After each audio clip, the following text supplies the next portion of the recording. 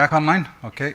Okay, it's coming. So we will be back online and we will continue on with the agenda. We did schedule a short break, but we're going to keep going. Chiefs, if you have... Okay. Okay, it's coming. So we will be... Who's that guy? You're back online. Okay. We are back online.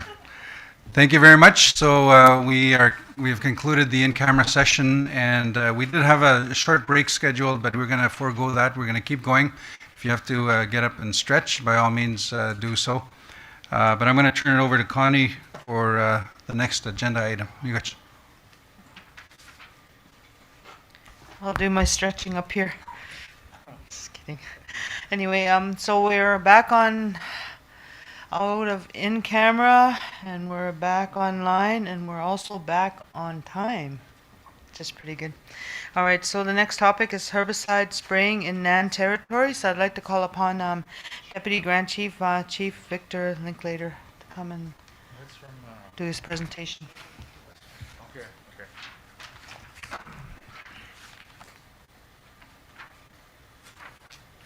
Thank you, Connie. It actually hinges off our in-camera session that we just talked about.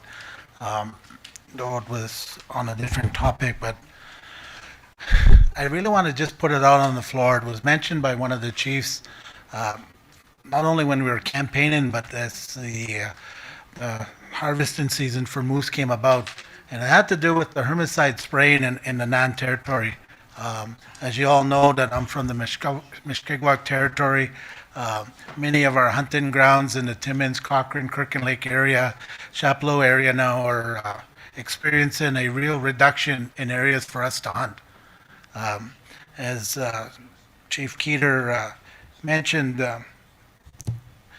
talked about a lot of the animals that are being killed, the moose now, you could see spots on their liver and their kidneys, and it's really going to start to affect their reproduction order.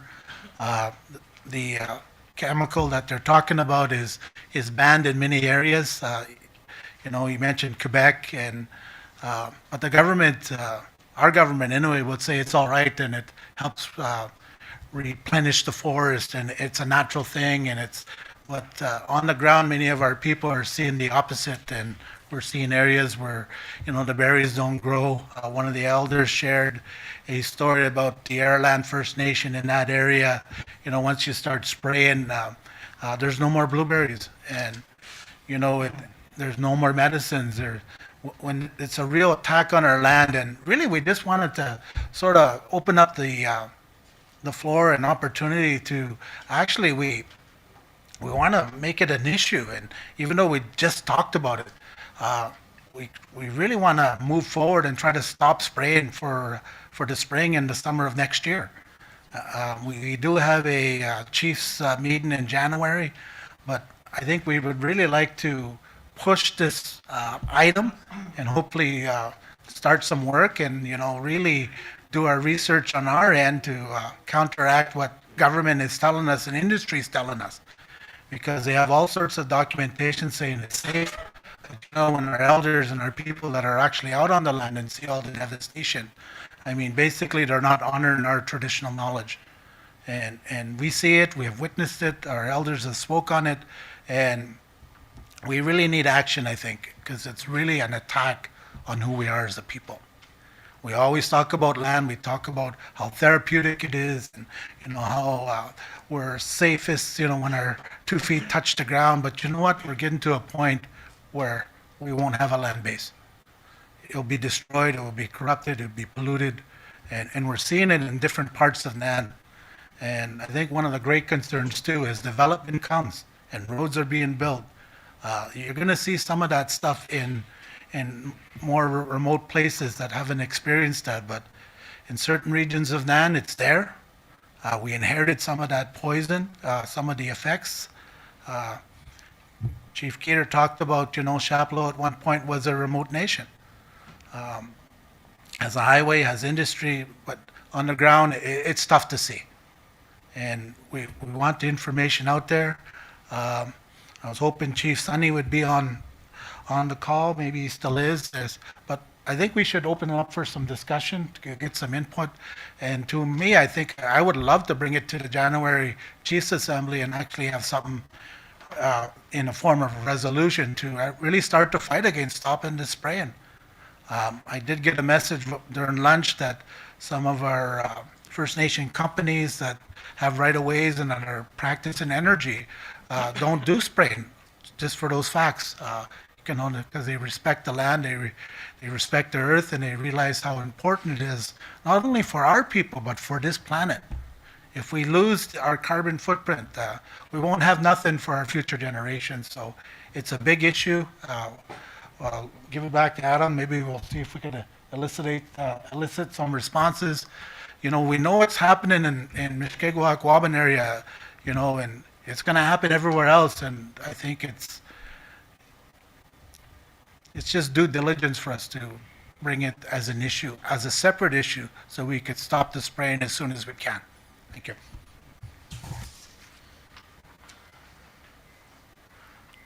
You don't have Adam, you have Eve. Okay, so last assembly we changed our name. Well, I changed my name. Anyway, so thank you for bringing this really important topic to, and I'm sure it's something that's on the radar for the chiefs, especially when we're looking at protecting lands. So at this time, we'll open the floor for any comments on as to how we can proceed, or how the new the Grand Chief, Deputy Grand Chief can proceed on this issue. So I'm going to give some time for. Yeah. Okay, so the floor recognizes Chief Crane. Hello. There she is. I can't see Victor, but I wanted to make a comment to his presentation. As a picker and gatherer, I've run into situations and out there on the land when you're picking berries, you get to where you were, and then all of a sudden there's a sign that says herbicide spraying. I've addressed this to M&R many times already in the past, and I never get a response. So I think we need to. I'm really glad somebody is working on this, Victor. I'm really. I think this is something that needs to be addressed, because I don't know how harmful these herbicides are, and if they are. Because my sister and I, we spent all our days out there, except the summer there was no berries, but there's other pickers that when you get out there, and all of a sudden there's a big sign that said it's been sprayed. You know how it upsets my sister when that happens? She gets really, really upset. Why can't they spray after the season? Or is there a reason why they have to spray right when it's that time of the season? I don't know those answers, and I wish somebody would tell me. Thank you.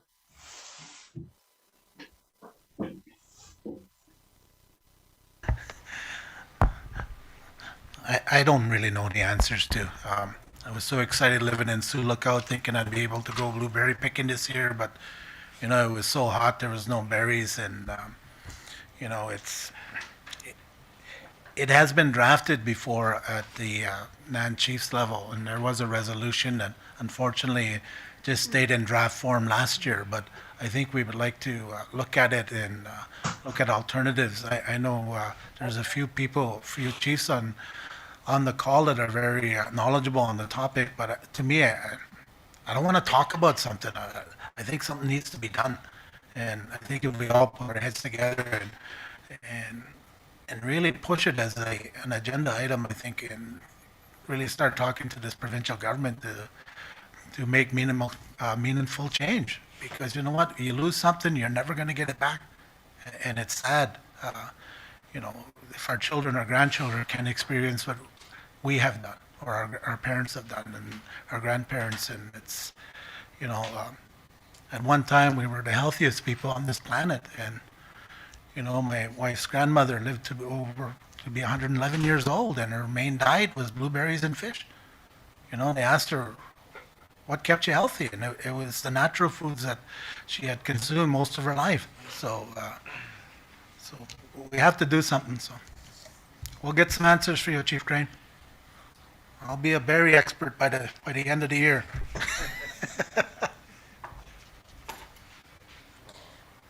So Chief Corson, you had your hand up. Yeah, thank you for that, Lorraine, but, I don't think the answer is spraying after the fact. I think we have to get them to stop spraying, period, because that stuff does damage 20 years down the line, no matter what month you do it in. I do see that you're talking about for the upcoming year, but that should not be the strategy. The other thing is, I'm getting tired of not being, or we should be tired of, how many resolutions have gone in. I've been chief for 16 years, and I know how many resolutions have gone in about the stop spraying on Nan territory. Mishkewak's done a few. They're just ignoring us. Like, when are we going to wake up and say that's enough? That's enough. No more ignoring us anymore. We have a treaty. We are meaningful players, and we have a huge say in what happens on our territory. And stop ignoring us like children. They're treating us all like wards of the state. Thank you for your concern. So here we are, 49 First Nations and Nan. I don't know how many resolutions have gone in about this, and still they've done nothing, and they're not going to, unless we put our foot down. So that's what I'm proposing, pretty much. I'd like to recognize David Flood. He works with us in Wakatoa. He has a lot of information on this, and it might be useful to have him speak on the matter. Thank you. Miigwech, Chief Corson. Thanks for allowing me to share some insight, at least from my role, or the role I've played in Nan's Northeast. I'm from Matachewan First Nation, and for those that haven't met me yet, I've been a practicing forester for most of my life, but always on the advocacy side for improving Aboriginal rights and treaty rights as it relates to forestry, forest management, and our land use interests. I just wanted to just echo back to Deputy Grand Chief Linklater and Chief Corson's comments earlier about the in-camera work that was discussed. These two things are inextricably linked. I mean, forestry and the application of herbicide is the practice, and it's an ongoing negative practice, and it has cumulative effects. And if we're going to change anything, it's going to require some very direct action. So the matter in camera is directly tied to what we would like to see is make change in the use of broadcast aerial spray across our forests when they're post harvested.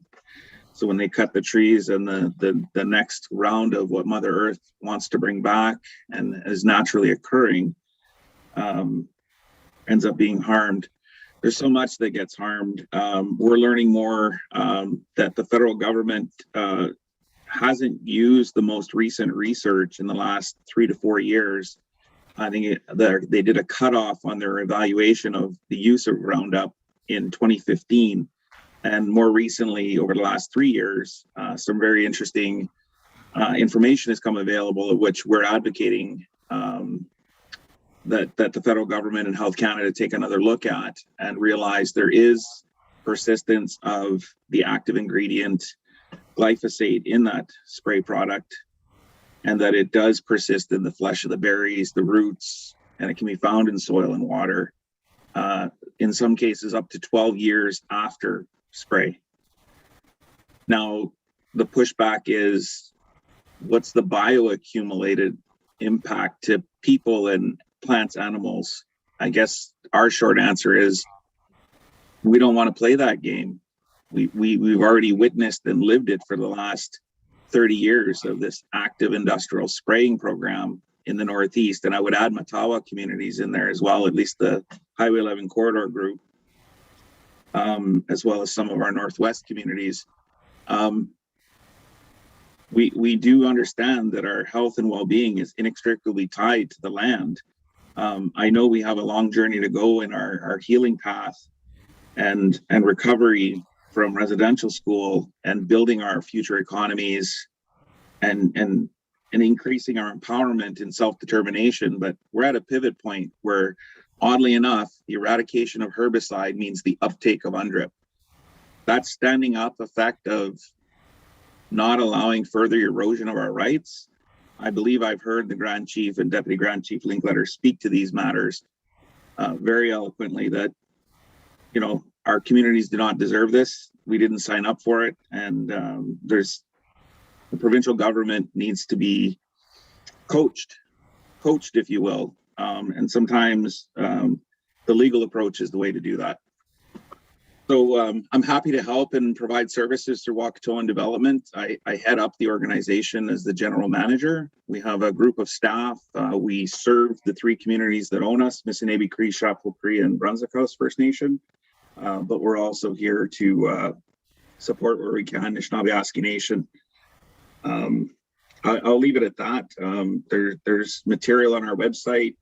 We're actively involved in a herbicide alternative program with industry to try and mitigate the impacts and reduce the risk. However,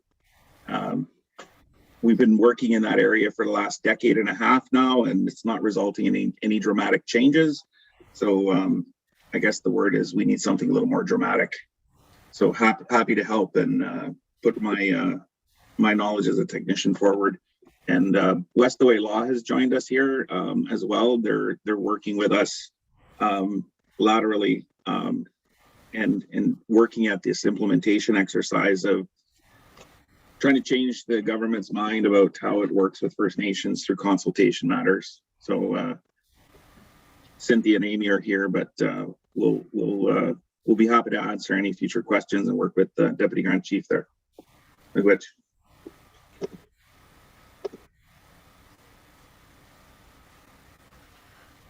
Okay, thank you, Dave. I think with us, we're just trying to get all the voices. We'll do the hard work for January's Chiefs meeting, hopefully in person. I mean, that was our goal. You know, we've been in COVID so long, it's hard to do this hybrid. Sometimes it's nice to have everyone in the room because we are relational people. One of the themes that's throughout the day too is we can't treat one sector without treating the other. We're holistic people. Everything that happens to us, you know, it happens on all fronts. And I think if we're talking about healing, restoration, and transformation, everything has to work together as a circle, because that's who we are as a people. So we'll provide more material for our chiefs, our proxies, and our nations. But it's really something that we want to push for January's chiefs meeting. It is an issue now. I think time is of the essence, and you know, I would echo Chief Corsten's thing is, you know, get tired of talking about it. We got to start being doers. One of our things that people tell us about our people is that we're good starters but lousy finishers. But you know what? We have to change the narrative. Let's start something, let's finish it, let's change it. And because if we don't, it's going to have so many future effects on our people. We've already suffered enough, and it's time to stop. Thank you.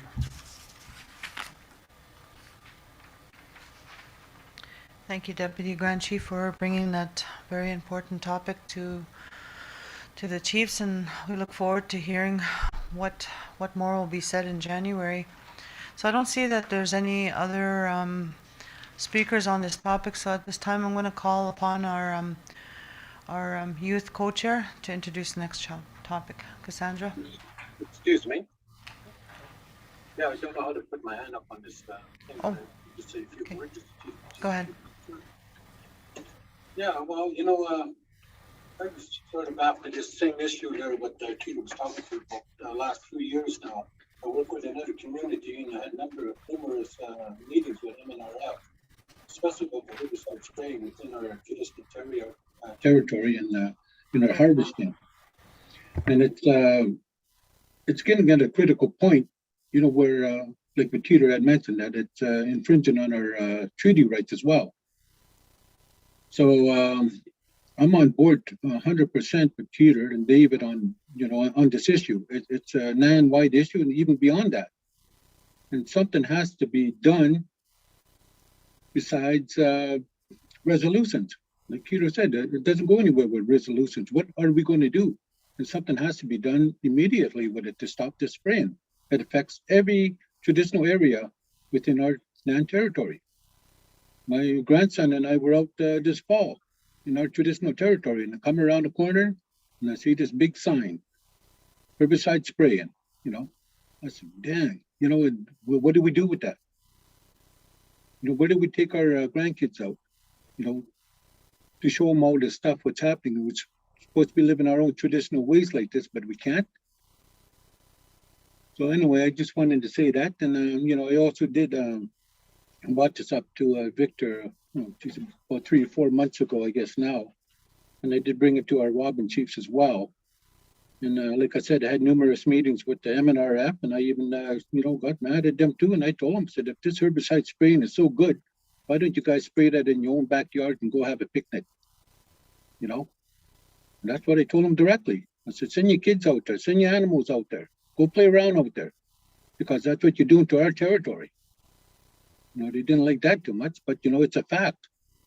It's okay for them to do that to us guys, but anyway, I get pissed off when I hear about that. So thank you. So thank you for your comments. Thank you to all the speakers. Give some really good direction to Deputy Grand Chief Linklater on how he's going to move forward for January's meeting. So I'm going to call upon our youth co-chair, Cassandra. I'm going to leave this time just in case.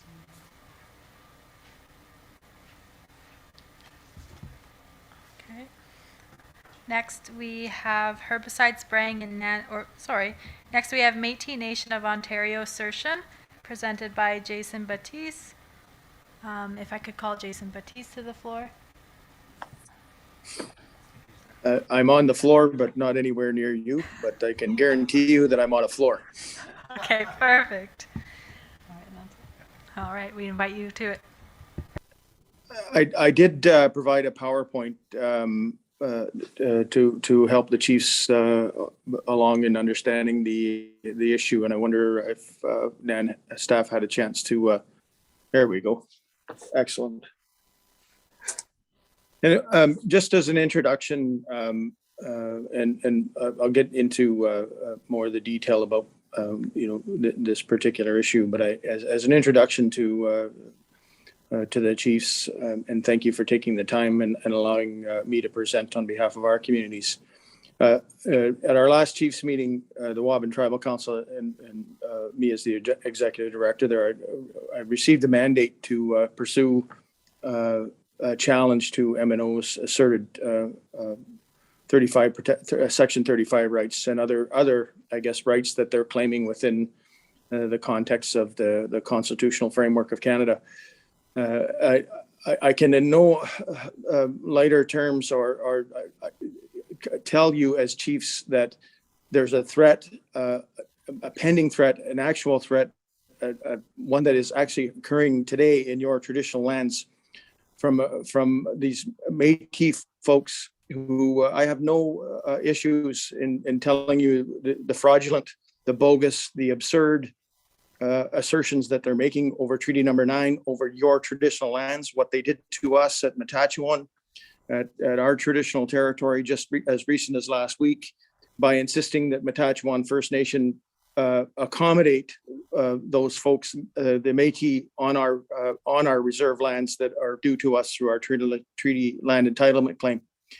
It is so offensive and so affronting to our rights as Indigenous folks, the co-opting of our cultures, the stealing of our identities.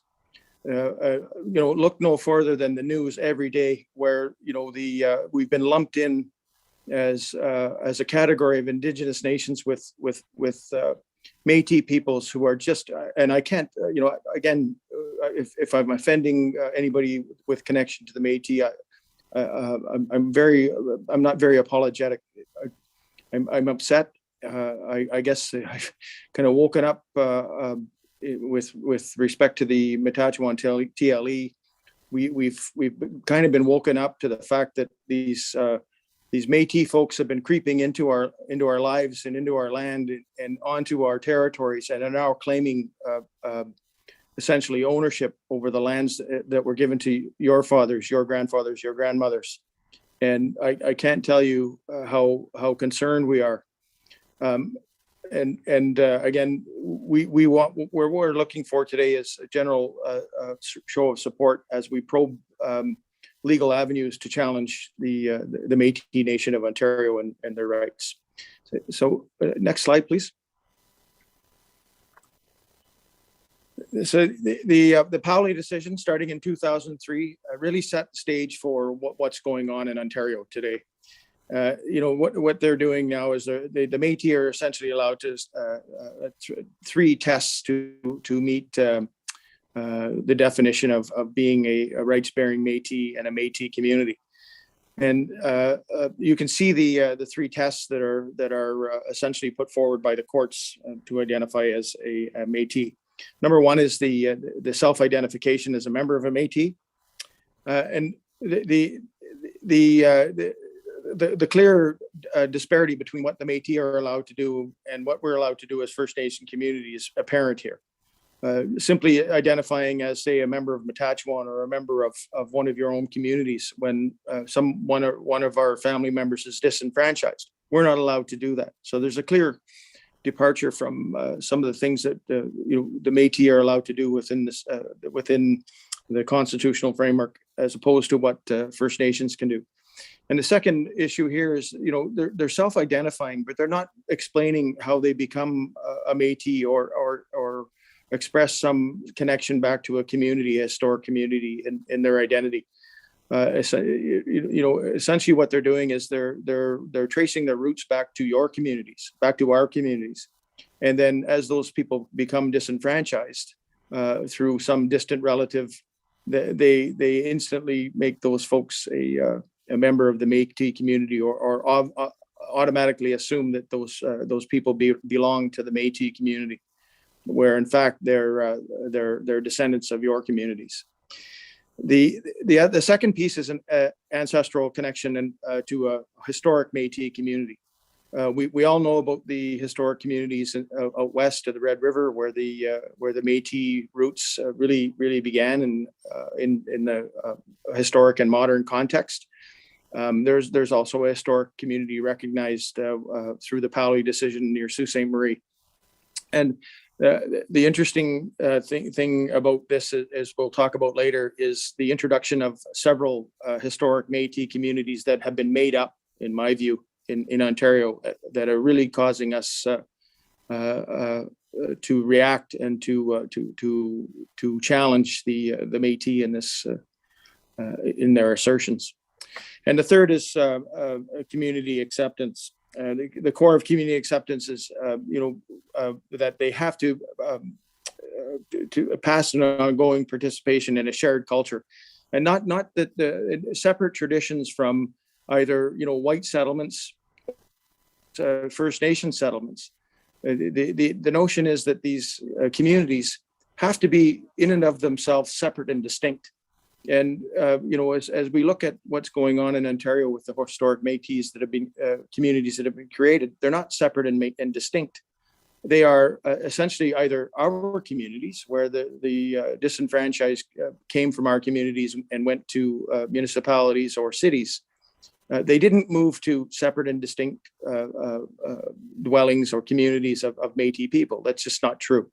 And that's one of the challenges that we're thinking about putting forward against how the Métis are proceeding in Ontario. The next slide, please. This is the one of the things that really I think spurred our concern and our decision, and the chief's decisions at the Waban Tribal Council to begin our challenge. In 2010, Ontario and the Métis began to research, and Ontario funded the research by the Métis about where they were, how they were present in Ontario, and what that might look like in the modern context. And all the while, they did not consult with First Nation communities. And maybe at the time they were doing that, they didn't consider the aspects of impact of additional Indigenous rights for Métis communities and how those might impact the treaty rights and Aboriginal rights of First Nations people, which I believe should be paramount to any secondary, even as bogus as I think the claims are. If there's a secondary Indigenous community, I think our rights would supersede those as a matter of being treaty people.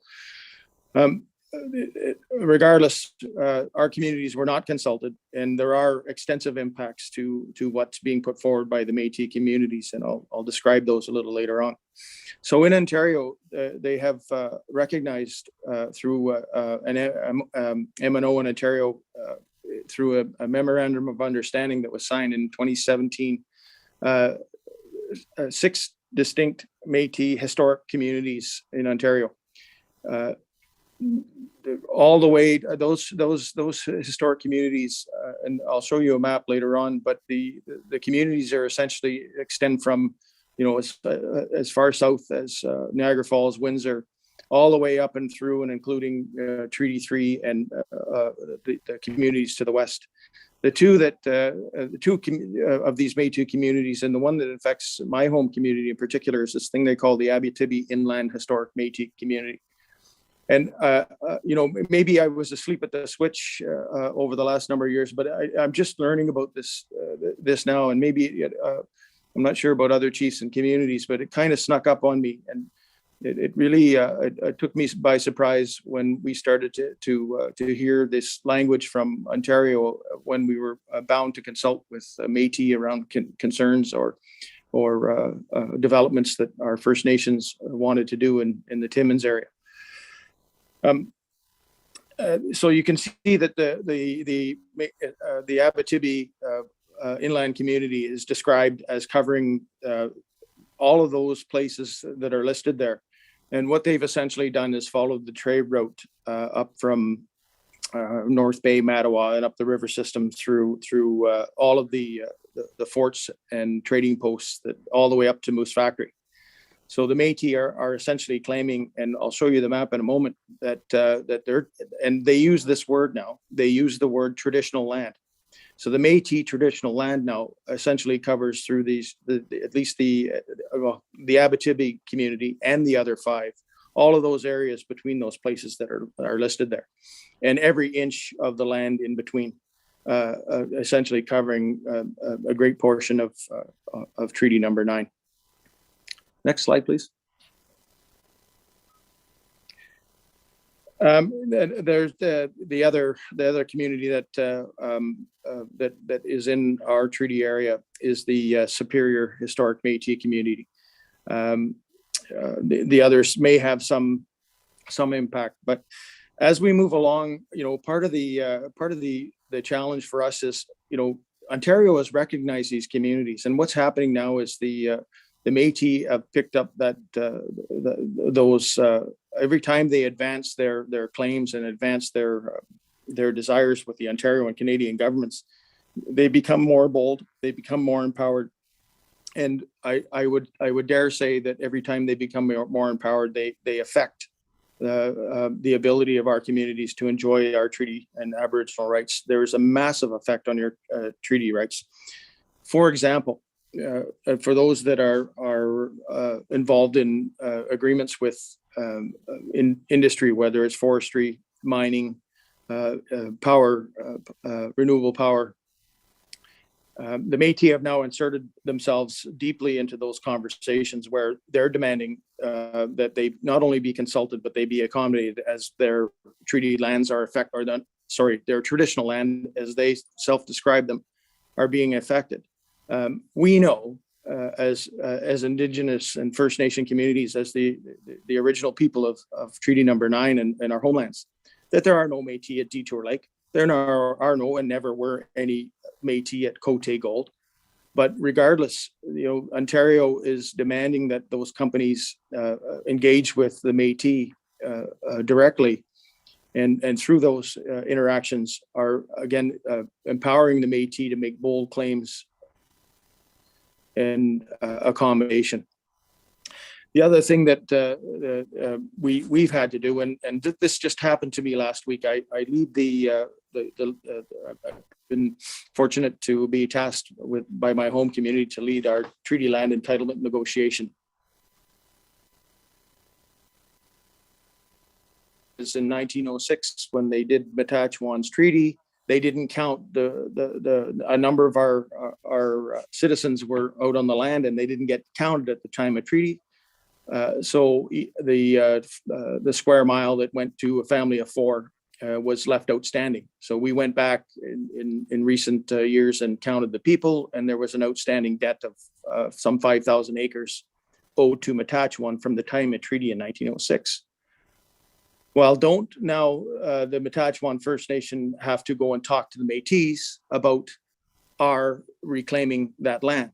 In fact, when my discussions with the Métis last week in expanding our reserve borders to include those 5,000 acres, the Métis have vowed to fight Matachewan because Matachewan refused to sign a memorandum of understanding with the Métis that would allow them access to our reserve land.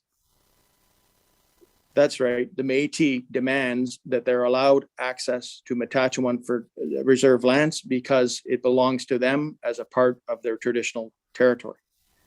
I was so angry and upset. I was shaking on the Zoom call with these members of the Métis that were saying these outlandish, absurd ideas about their land use and occupancy, where my grandfathers, where my father, where my sisters and my family have frequented since the time of treaty, and of course, well before that.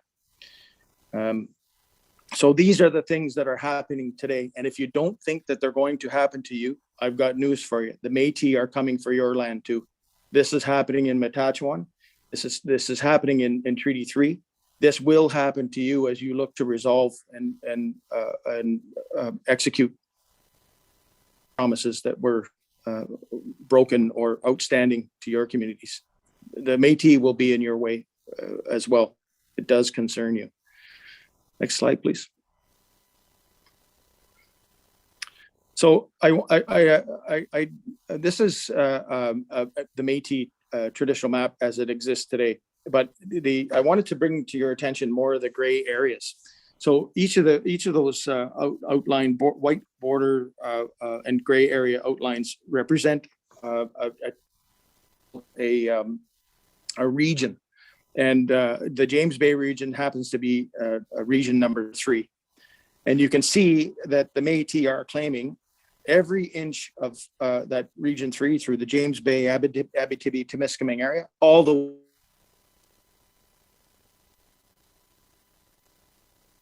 apart from what the Métis are claiming as their traditional land.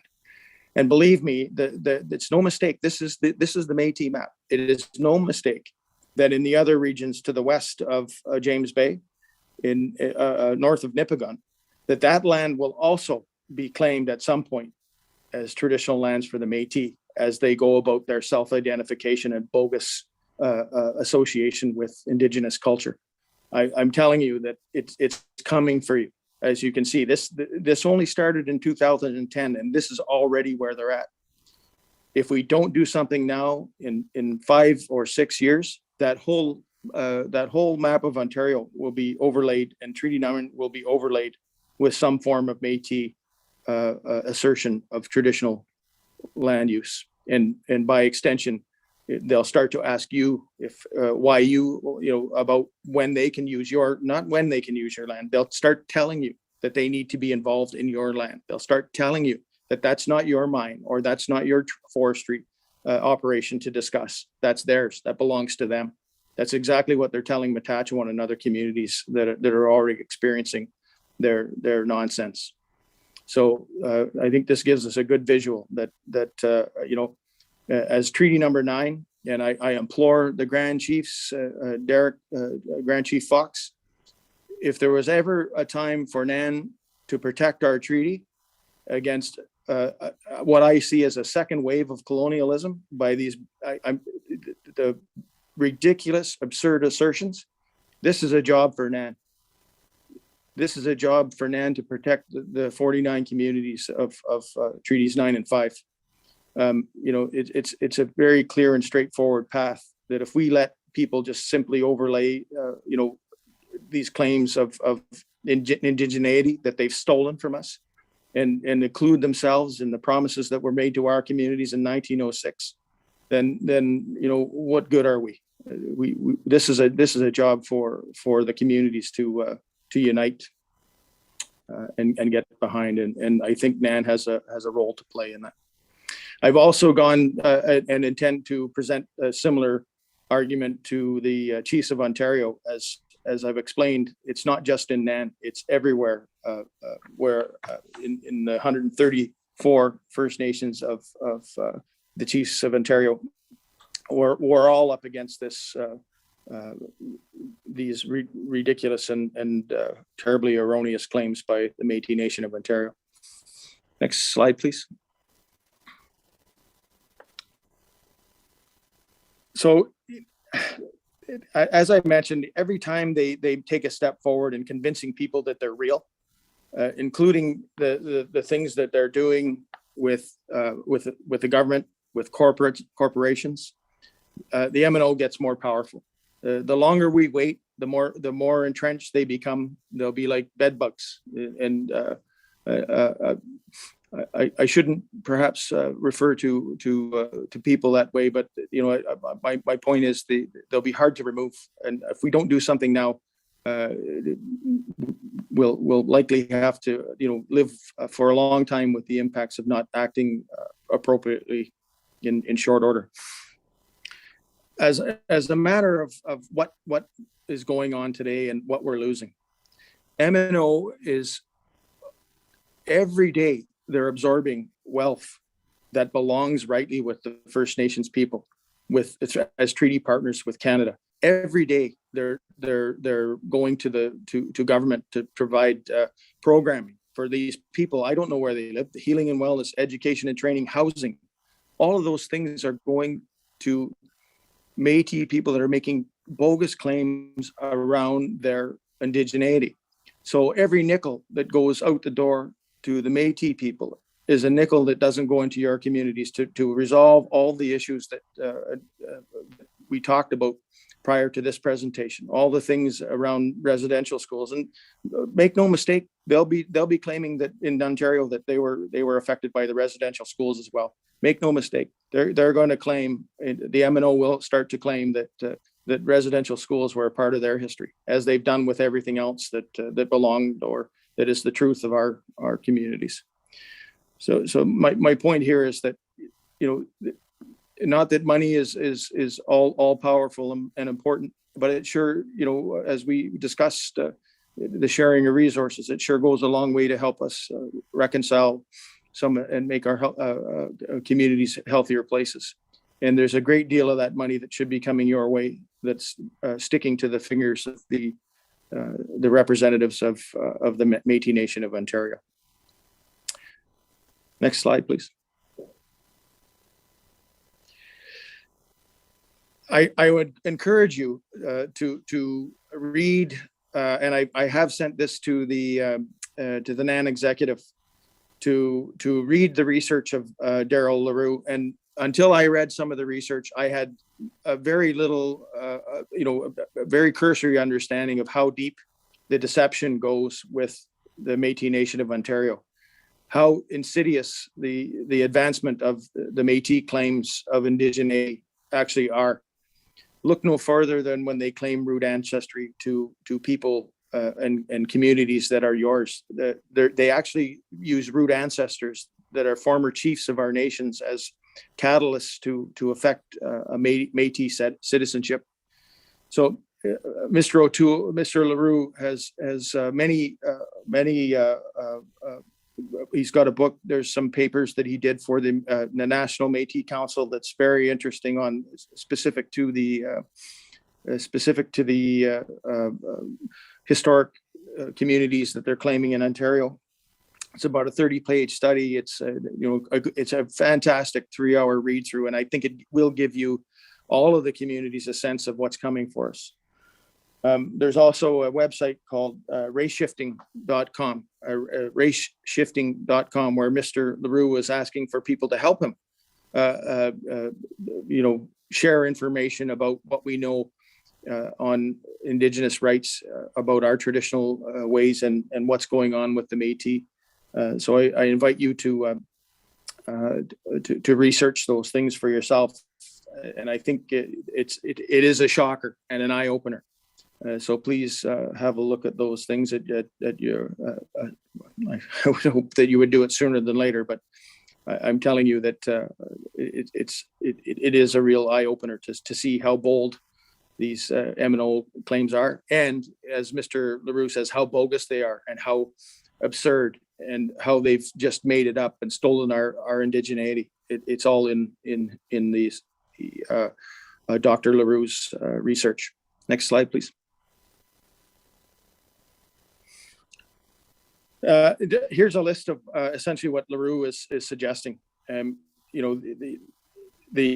example, the documentation doesn't explain why, if you're a distinct Métis community, why and how can you create such an expansive community from essentially the shores of Lake Nipissing, in our case at the Tibi inland community, from the shores of Lake Nipissing through to the James Bay coast. 10,000 square miles of community is what they're claiming. How did that happen? There's no logic behind how they've come to that conclusion. I talked a little bit about the substantial internal kinship to their root ancestors, their verified Métis family lines. LaRue goes into great detail. He actually goes back to, okay, you're claiming that this particular person back in the 1600s or 1800s is a root ancestor of the Métis. LaRue goes and exposes who those people actually are, where they lived, what their lineage was, and says and really says, how does this make a Métis? Because that's exactly what the Métis Nation of Ontario has done. They've gone back and they're claiming that these root ancestors are at the heart of their citizenship, and the research actually shows that they're either French Canadian. Descendants of French Canadians, or they're actually First Nation citizens of our communities. And that goes to the last point. Their recognition essentially relies extensively on changing identity from being a First Nations person, our citizens. They automatically switch, your people into theirs. And LaRue goes into great detail about how that happens. Next slide, please.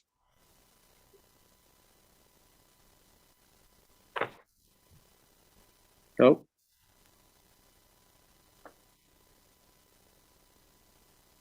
Thank you. So what we're doing now is we're working with a law firm. Some of you may be familiar with the Opiate Crisis out of Toronto. In fact, I'm sitting in their office this afternoon in Toronto, presenting you this information. But we're trying to search, I guess, agreements we can use to push back on the Section 35 rights that the Métis are claiming. We're trying to establish how we can keep them from co-opting our identities and culture, and how do we keep them from affecting our treaty rights? Something as simple as in our area we've got Métis people crawling all over the moose hunt without licenses and just taking animals, as they call it, their harvest. They're harvesting our animals left, right, and center without any regard for our treaty rights as a first right of occupation in our lands. We want to challenge some of their cross-Canada trend of self-indigenization. Being able just to put up your hand and say, "Well, I'm Métis." That's been happening a long time. As the story goes, they do their membership drives at the local mall. Signing folks up without a lot of intellectual research into, why or how these folks make a claim of MNO Métis citizenship. And we think the courts are the place to do that. There are a number of things that are going on. And by the way, only Ontario has done this historic Métis community business. None of the other provinces have entertained this. The Wynne government, for all the good that they may have done with and for our communities, really stepped in a pile of doo-doo in having this announcing their MOU with creating these Métis historic communities based on the Pauli decision.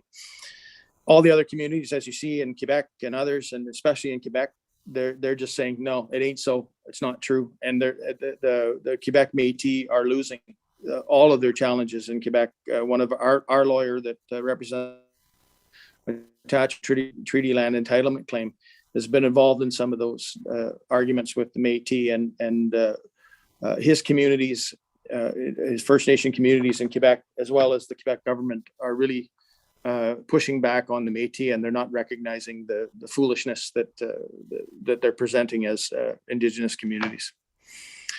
So that's where we want to get to. And again, before it becomes too late to get these folks out of our hair. Next slide, please.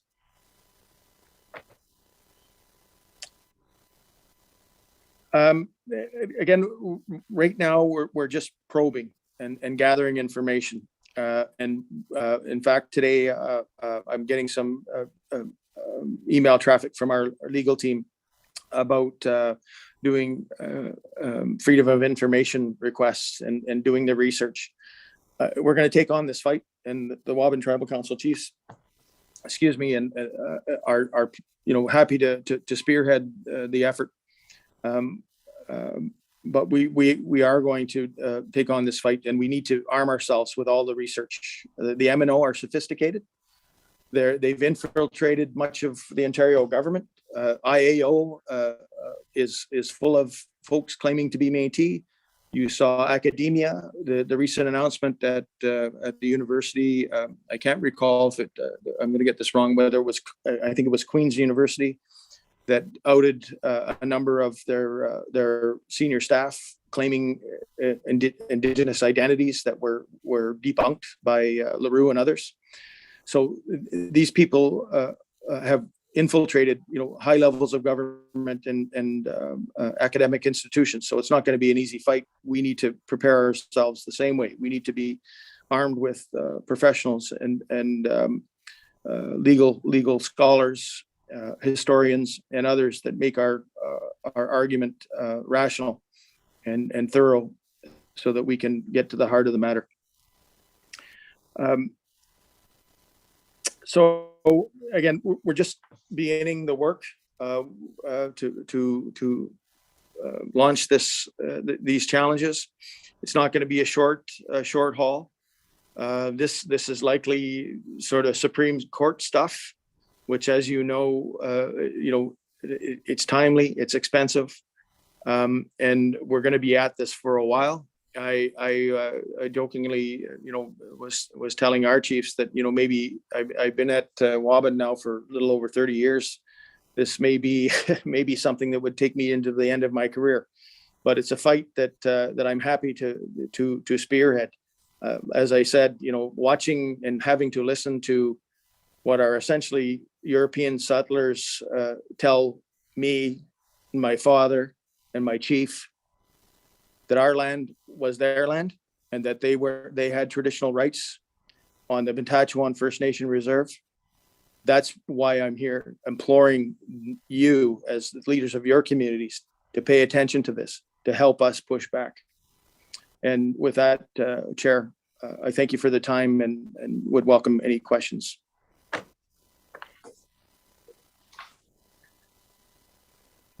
All right, thank you, Jason Baptiste. At this time, we'll open the floor for any questions or comments.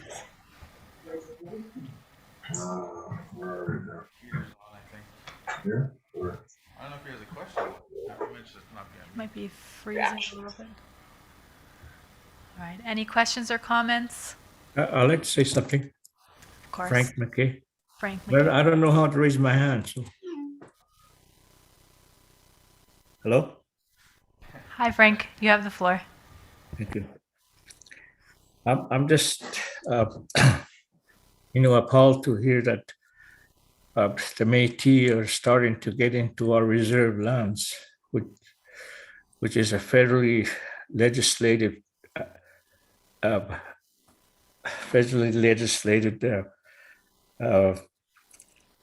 right, I think, for the exclusive use of, First Nations.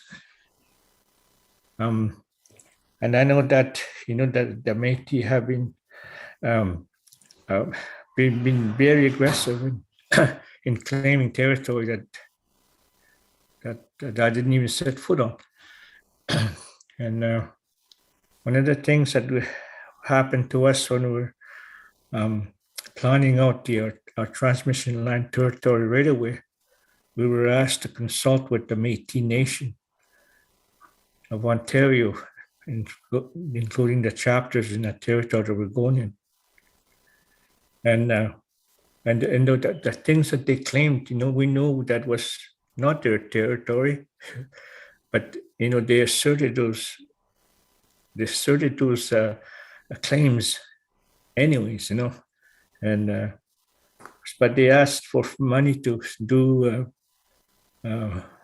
their research, and we told them that we just told them right out loud, we're not a funding agency for any land claims or any political positions that you might want to pursue. And all we want to do is that we were asked to consult with you, and what your claims are. Maybe that territory claiming is our First Nations territory, and you have to work with those First Nations to resolve that situation if that's your claim. So, but that I support the actions of urban tribal councils and taking legal actions, to address the assertions that Métis are making, and whatever we can do. But I also think, that we can challenge Ontario on the policy decisions that they've made, to recognize the Métis Nation of Ontario to gain these rights, through that court process, and how they got that. I think we have to make a very strong challenge to Ontario to ask them why they are doing that, because obviously this is not a legislative recognition, as far as I'm concerned, from Ontario. It's a policy decision driven by the Poly case.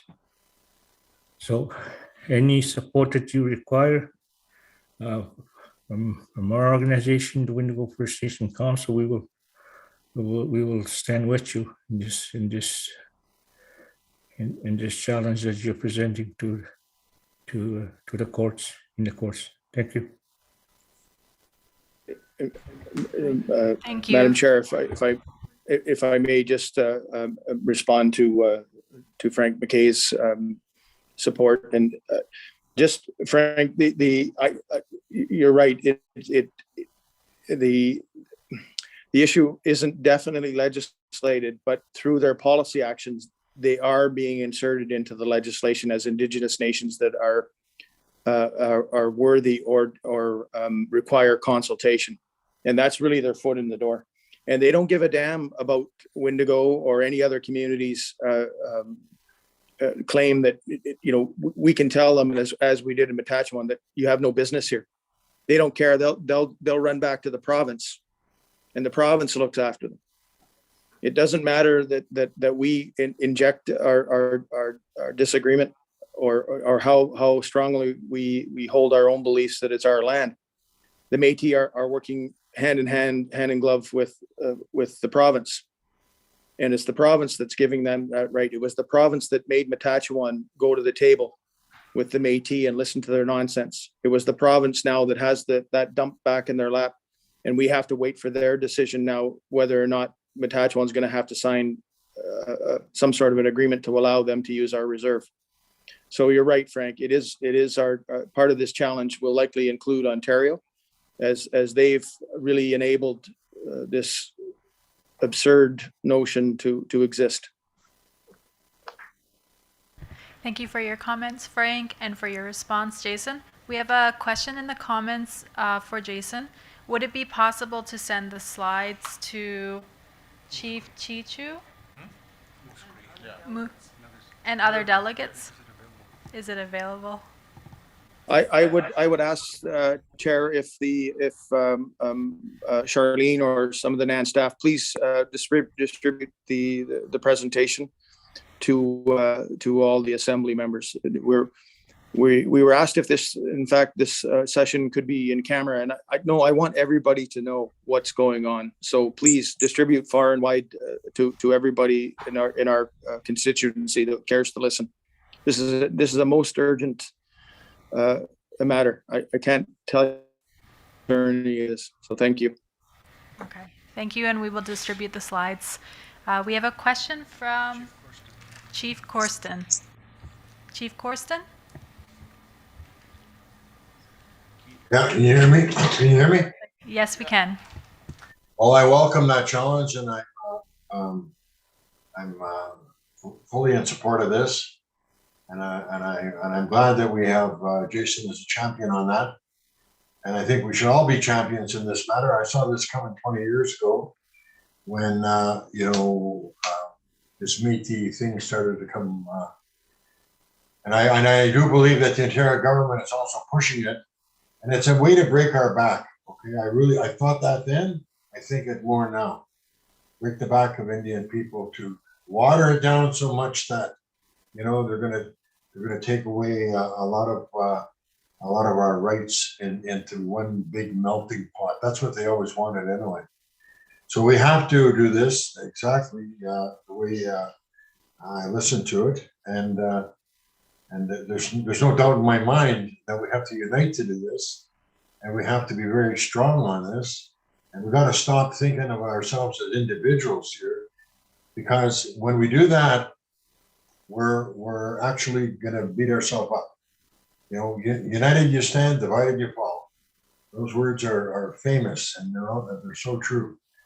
So this is a fight, and when Jason's looking for support, he has my support. He should have the support of NAN, Mushkegowuk, everybody, every tribal council, every organization, because support doesn't mean I support you. It means a lot more than that. It means financial support. And all, there's too much at stake here. There's too much at stake here that we just can't deny that this is happening. It's happening at a very fast pace, and it's going to continue to happen. And 5 years from now, you'll wake up and say, "How did that happen?" Well, let's not do that. Thank you, Chief Corsten. Next, we have a question from the phone. All right. May I ask who has a question from an iPhone? It's got to be Chief Busnell. That's all I have. Okay, perfect. We welcome you. Good afternoon, everybody. I just want to add to what Chief Corsten and Jason is saying. While we look to challenge this assertion in courts with the lawyers and that, and the timing that it's going to take, they will make small options of trying to get into your territory by asserting certain traditional history there. For example, just last week we had a newly identified burial ground that has been identified for a couple of years now, but we were trying to figure out how we're gonna what we're gonna do with the grounds to make it sacred.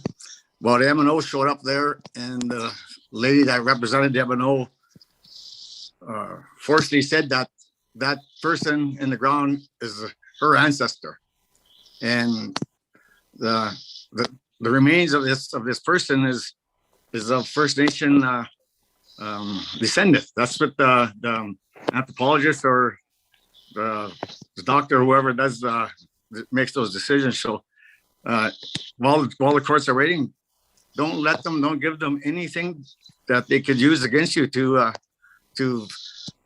better their assertion on our territory. I'm telling you, this is something that our generations for years to come are gonna have to suffer with if they get what they want. So nice presentation, Jay, and thanks for the support, Keter.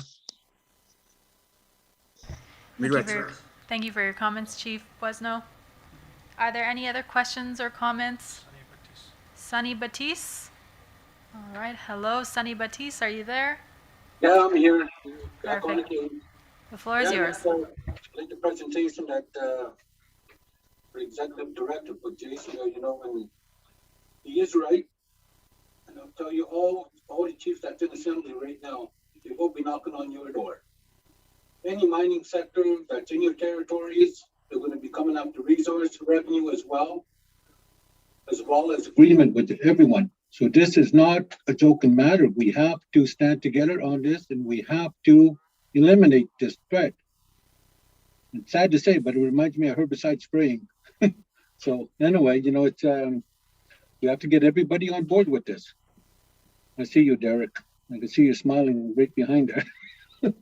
Anyway, like I said, it's unfortunate, but we end up losing everything if we say okay. And so, we gave direction to Jason Batiste to spearhead this for us guys, and that's what he's doing. And I would ask all NAN chiefs to support this, and let's get at it, because they're going to be coming knocking at your door. Thank you. All right. Thank you, Sunny Batiste. We have a comment. We have a comment from Deputy Grand Chief Victor Linklater. Yeah, Jason, great presentation. I did read the 57. I got to join audio. Oh, I'm good? Okay. So I did read your document that you sent, and I was very upset too. I realized why you're so adamant about the topic, and I would encourage the First Nations. I know we showed the map up there. A lot of the families that are in that study are, Fort Albany people, Attawabasket people. You see Treaty 5, Treaty 3. We're all connected in some sort of way, and they're really attacking who we are as the people. And, to me, I would encourage every chief, get your lands and resources right on it, get your experts on it, because you know what? They're really disrespecting our family lines. And they have a process where they had to go through. It's verified Métis family line process that they went through. And it's really a laughable process, because the people that they use to claim who they are our people. And Jason mentioned the fact some of them are chiefs, and were former chiefs, and if they follow the family line to even present chiefs. And so it's a great document to read, but you know what? I think together we need to fight this, because it may be in Metatron and Waban and Mushkegowuk now, but you know what? If you look at the document, it ties all our areas together. So just a comment. Thank you for your comment, Deputy Grand Chief. All right. Are there any more comments or questions? Any more comments? Madam Chair, so if I may, we do have a resolution to present. I don't know if you wanted to do it in direct association now with the after the presentation, or leave it to the end of the assembly. But I did provide a draft resolution for consideration in the assembly as well.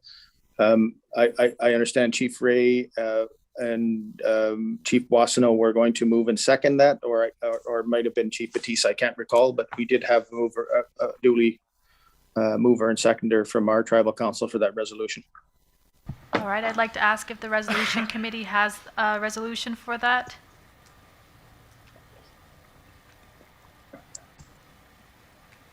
All right. Oh, yeah, there it is. Okay, so resolution 2113, Métis Nation of Ontario. All right, if we can scroll down to the therefore. Therefore, be it resolved that Nan Chiefs in Assembly do not recognize any rights bearing Métis communities, either historic or current, in Treaty 9 and Treaty 5 territory. Further be it resolved that Nan Chiefs in Assembly support Matachewan First Nation, 1, to not recognize any rights-bearing Métis communities, either historic or current, in Treaty Number 9 and Treaty Number 5 territory. 2, to support, through sharing of information and other means, claims intended to be launched in Canadian courts by Matachewan First Nation to challenge MNO's asserted Métis rights in Treaty Number 9 territory, including, but not limited to, actions brought directly against MNO and judicial reviews to challenge decisions of Ontario, Canada, or both to require consultation with MNO given their asserted Métis rights. 3, to support any claims and judicial reviews in relation to MNO and Treaty Number 5 territory. 4, to continue to challenge Ontario, Canada, and proponents politically on their financial, administrative, and political support for the assertion and advancement of Métis rights in Treaty Number 9 and Number 5 territory. Dated at Thunder Bay, Ontario, this 28th day of October 2021.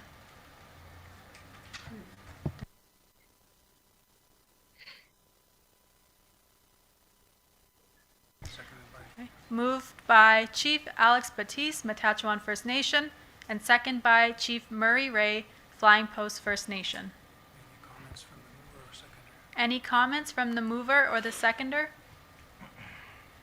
Yeah, well, I think I just said I'm going to spiel on the situation with this, and I really hoping that the Nan Chiefs will pass this resolution. We all need to support it. We're all in this together, regardless of what. It's something that's encroaching on all our territory. Like I said, if it's going to come to resource revenue or whatever it may be, well, they're going to be encroaching on that as well. So, so that's all I got to say. Thank you. All right, seconder, any comments? Other than, as you guys seen, that we all got to get behind this and fight it big time, or we're going to lose a lot of what we've gained in the last bunch of years. So that's why I seconded it. Any comments from the floor? Any comments from the floor? I'd like to comment, Frank McKay. All right, Frank McKay.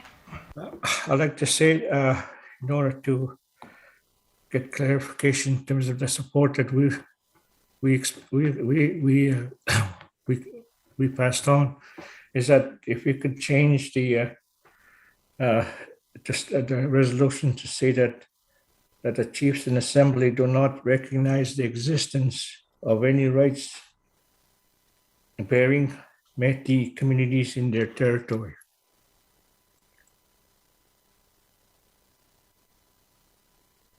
Yep. Good catch.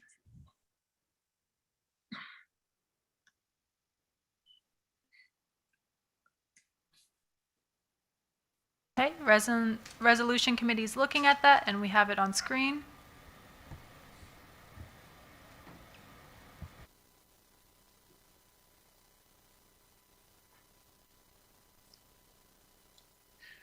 All right, Frank, may I ask you to repeat, just so the resolution committee can put it in? Yeah.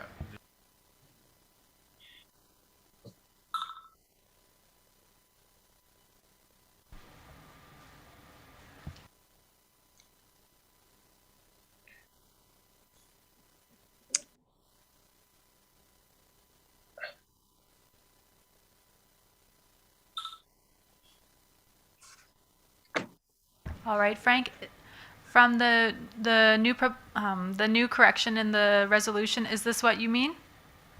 Yeah, hang on a minute, I gotta move this.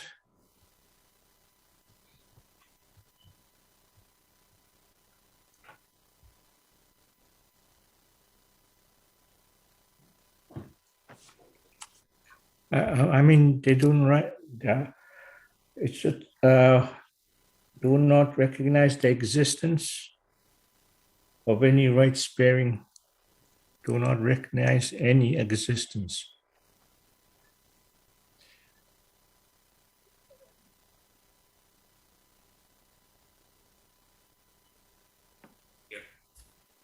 I,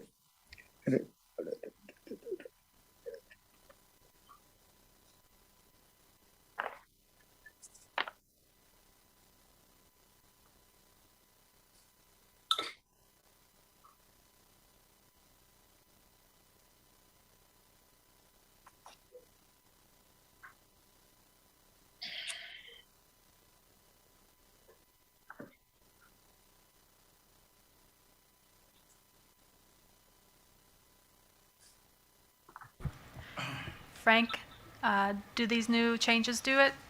Yes. Thank you. All right. I'd like to ask the mover if you're okay with the new changes, I'm fine with that. and the seconder.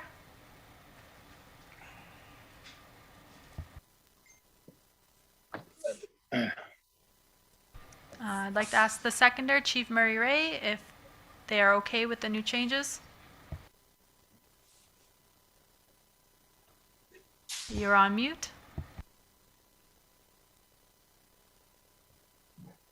There we go. Okay, no, I'm good. All right, Jason Batiste. Yeah, no, I wanted to thank Frank for pointing that out. We should refer to more than Treaty 9 and 5 because in fact, Matachewan's traditional lands are, for those that don't know, the height of the land, Treaty number 9 actually runs right through smack through the middle of the Matachewan First Nation Reserve. And the fact is part of our reserve is on the Treaty of Robinson Huron. So just something to include, as Frank is suggesting, and all other traditional lands of Nishnawbe Aski Nation First Nations. Thank you.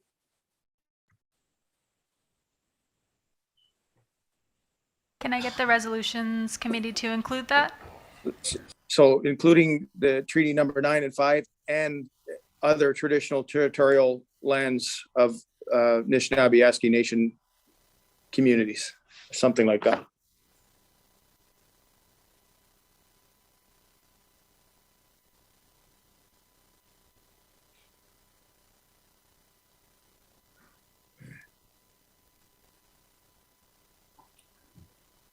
And if the resolution committee could also continue that language through the be it resolves below to capture the additional assertion by our communities. Thanks.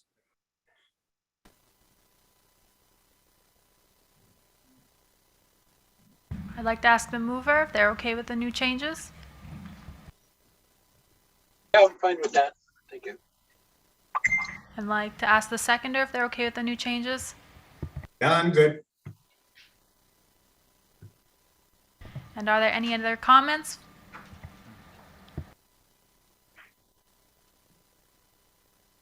All right, any more comments? Any other comments? Hi, I have a comment. All right, you have the floor. And could you identify yourself, please? Academic of Sandy Lake. Could you repeat that, please? This is Chief Academic of Sandy Lake. Okay, thank you. You have the floor. Great. As a member of Treaty 5, I would like to thank Mr. Batiste for his presence and shedding light on what's happening. And I just want to say that you have our full support here. Thank you. Are there any other comments?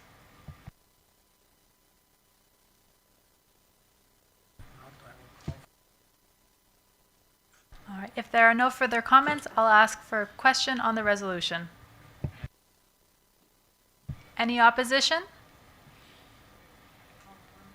Going once. I'll call it twice. Any opposition to the resolution? And a final call out. Is there any opposition to the resolution?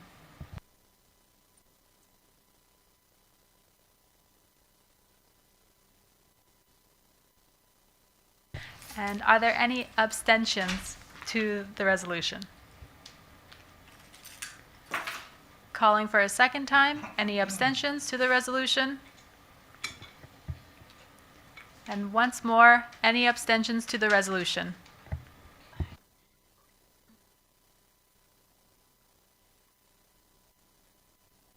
All right, I hear none, and the resolution is carried.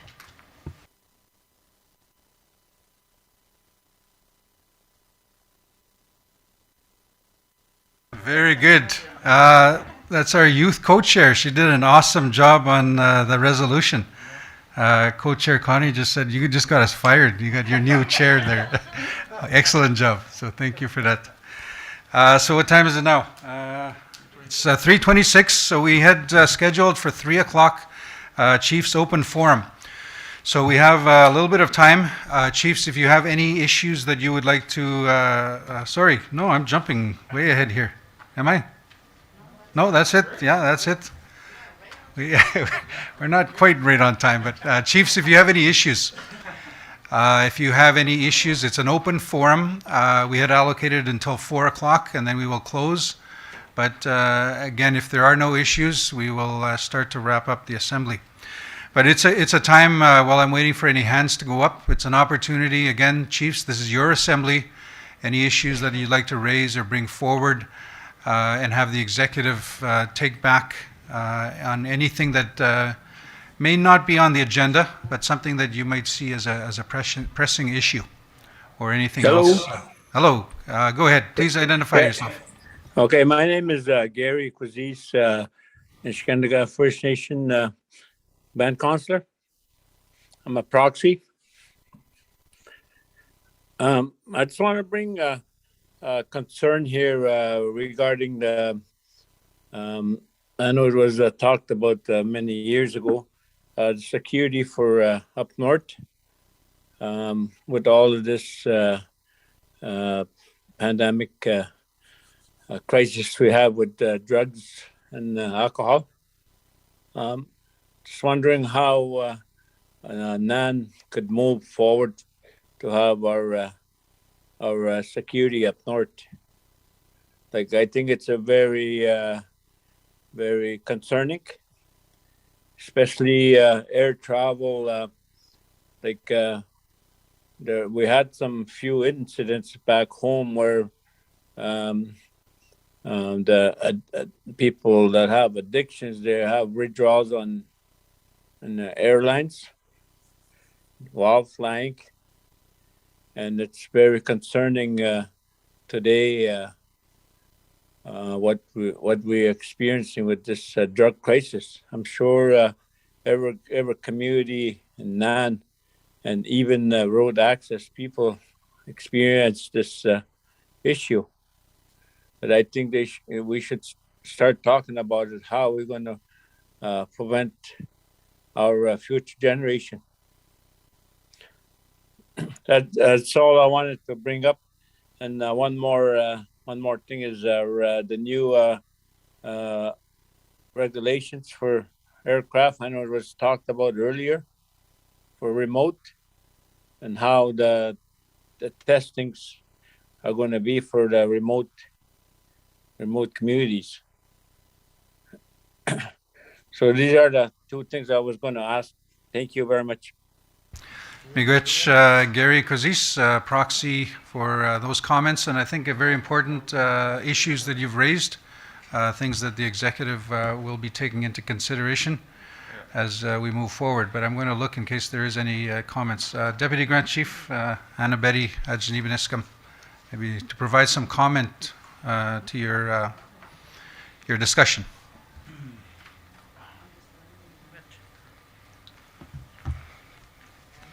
Thank you very much, Proxy and Council Member Gary Quisis, for that question. I will respond to the issue about drugs and security.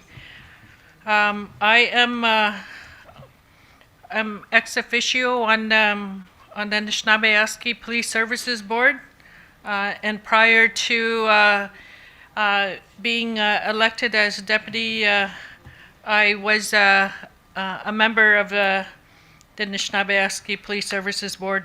So this is an issue that we have been discussing. Many of the communities have come forward and shared a concern, council member. And so what we are proposing to do is to support the efforts of communities that want to develop security in their communities, to ensure that there is training and to assist in accessing funds for that. And as for any winter road security, this past year, Matawa and other communities from other tribal councils, were quite effective in terms of putting up the gate and security at the winter road, and it was quite effective, and it certainly deterred any of those individuals who thought that they would be able to bring drugs in. So this is an item that we are share your concern about, Gary, and we will continue to have this discussion. And if you want to bring this to the Nishnawbe Aski Police Services to have a discussion, we will certainly entertain that idea. And as for your other question, I believe that perhaps one of the other executive can answer that. Jimingwich.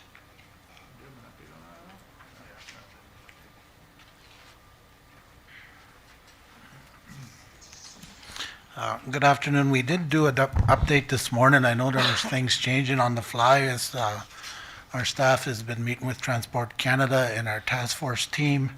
I was hoping, if May's still on, if you want to address the question from the proxy. I know there is accommodations for remote communities, maybe just to provide some additional clarification on your ask. Yeah, good afternoon. I'm trying to find the speaking notes that I had this morning, and I'm wondering if the chair can repeat the question for me, please. Sure, thank you, May. So actually, I'm going to get Gary to direct the question specifically. Proxy Gary Coussis, are you there? Just to summarize your second question regarding testing requirements and travel with the new vaccine requirements. Gary? Okay. Thank you there, Chair. I was going to repeat my question here to the executives. How, for the new, I know there's a new regulation that's coming up for air travel and COVID preventions. We're just wondering, from our community, if Nan could maybe advocate for testing. I know there's always an issue on testing for the travelers, especially medical, and with these new regulations that are coming up north, it's going to really impact pretty much. I think if there's a patient that's going to other province, and we have a very short window that's given to discuss these issues. And then the other one, I didn't hear the doctor, Dr. Isaac,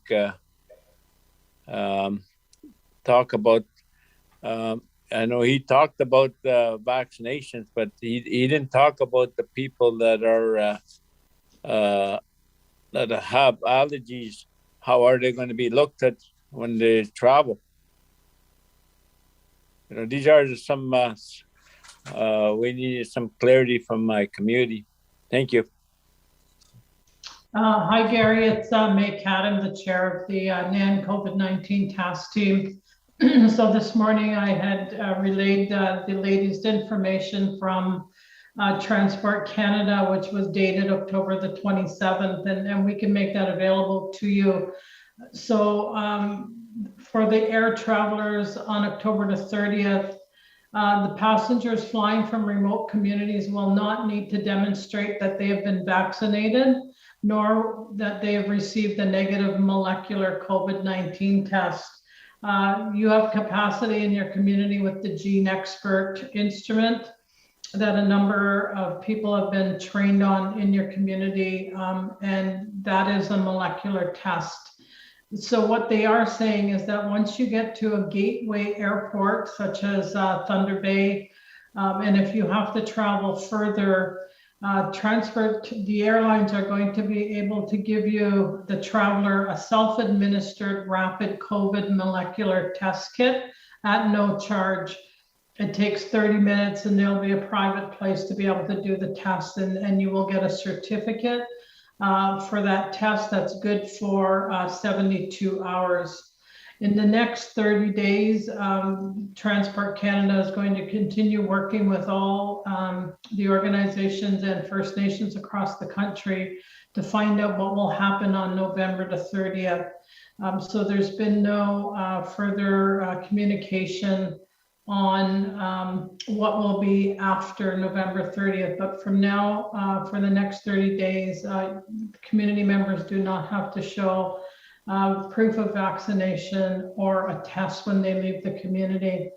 If they want to take a test before they catch a plane to get to a medical appointment, that certificate or proof of that negative test they can take with them on the plane, and then they don't have to get tested once they get to a gateway airport. Now, medevacs are excluded from that requirement. And again, if you could, I don't know if you're on the computer, Gary, or just on the phone, but if we had your email, we could send you the October 27th advisory that we received from Gary Best from Indigenous Services Canada. Your second part of the question was about what happens if people have allergies. Again, if it's an allergy to a component of the vaccine, then people can get a medical certificate from the doctor to say that they have the allergy. That is the only medical condition that applies for a medical exemption from the vaccination. If you work with your nursing station if you're worried about other allergies, they can make sure that people are equipped with EpiPens before they travel.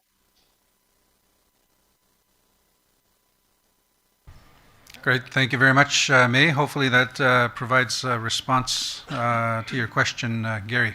So miigwech for that.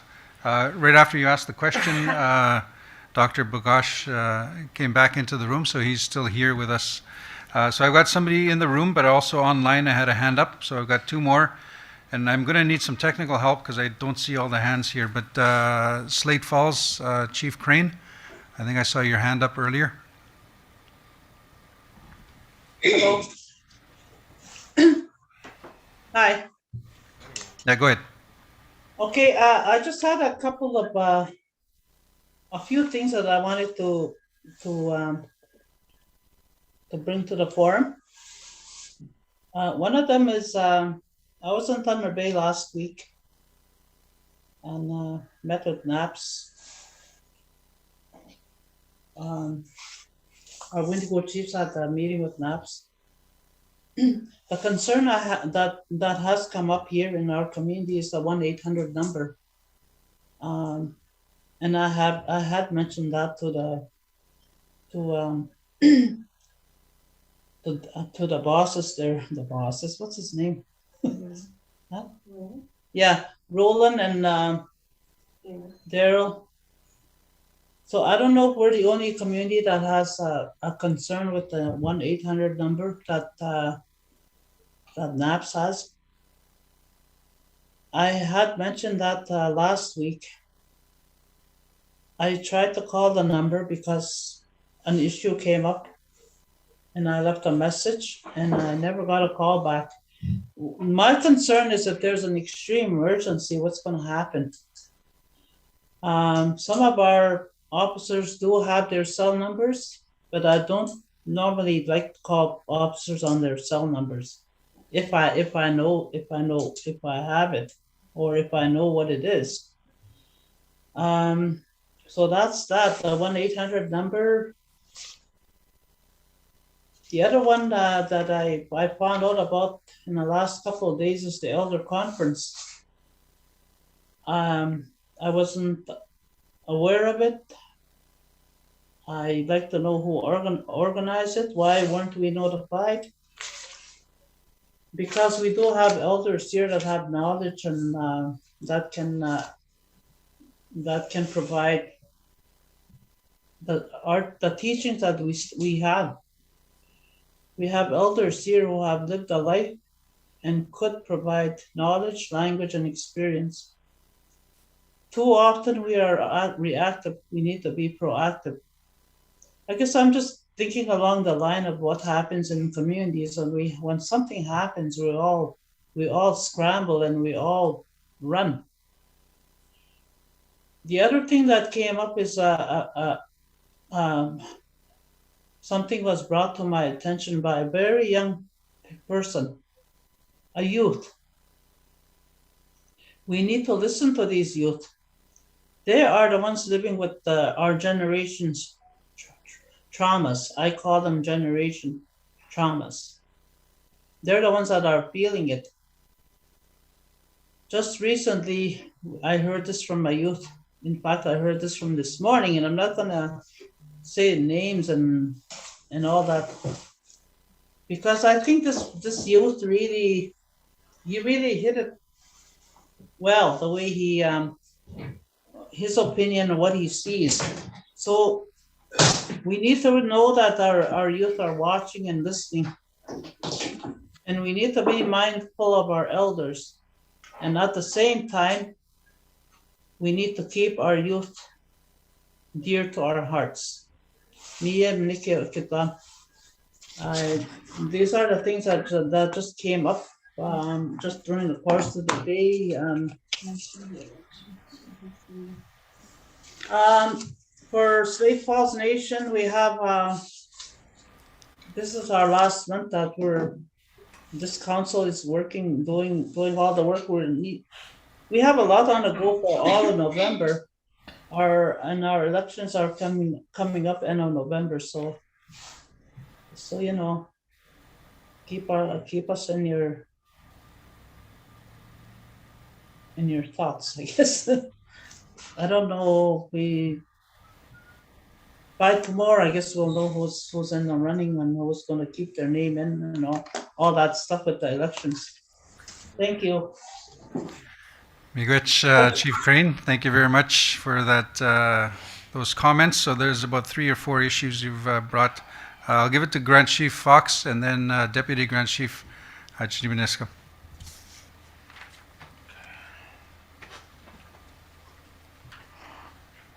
Thank you for that question, Chief Crane. I'm going to answer the 1-800 number. We just to answer your question. I know that many First Nations we've visited since starting our term have raised issues with the 1-800 number. We've talked to Roland. We don't have a response yet as far as whether that will continue or not. But the concerns were very similar to what you just said. It's you call a 1-800 number somewhere in Thunder Bay or say Sulicote, and the issue is right in front, like right in your community. So it is something that we'll follow up on, and I believe Anna Betty will answer the elder question. Thanks, Chief.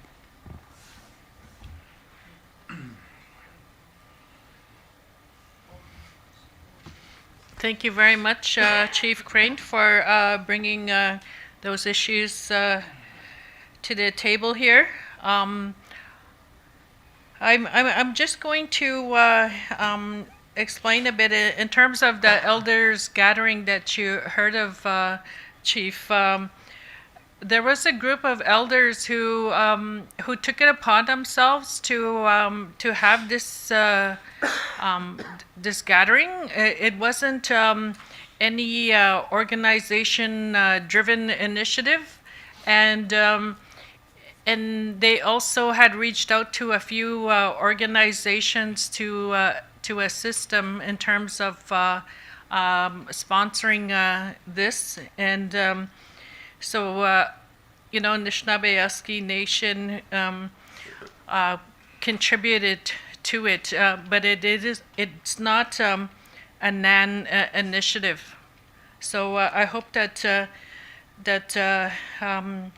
answers your question, Chief. And as for if I could just speak to, go ahead. Sorry.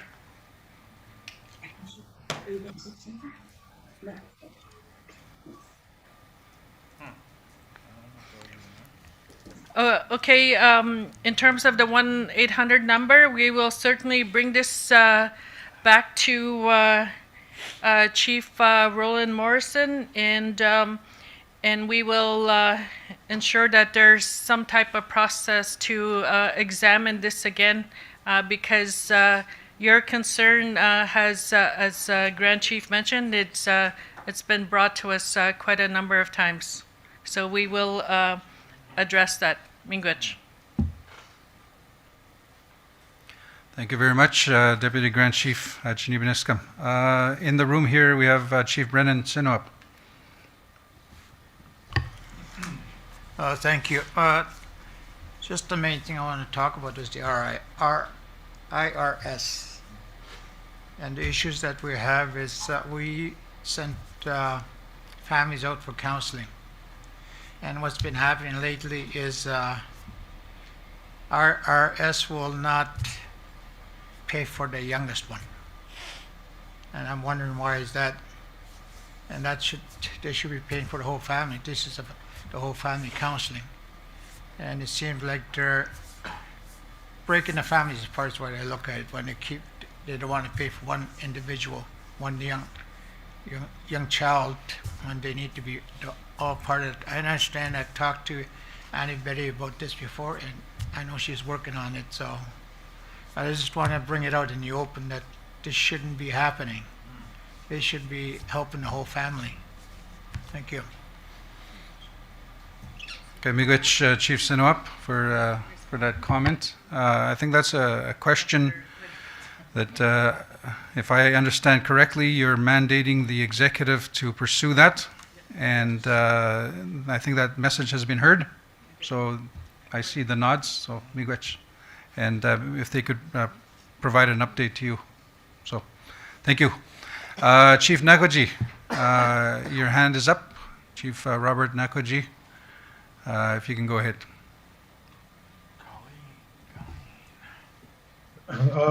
Good afternoon. I wanted to bring up a couple of things, a few things actually, as I'm listening here. But I think it would be, can everybody hear me? Yeah, we can hear you. Okay. Go ahead. So first thing I think what we really need to start discussing is the Ring of Fire. The Ring of Fire is something we really need to discuss because it's a really important topic. As you know, we always speak of climate change, so these are related. So climate change and Ring of Fire, because if the Ring of Fire ever gets developed, it will even fast track climate change.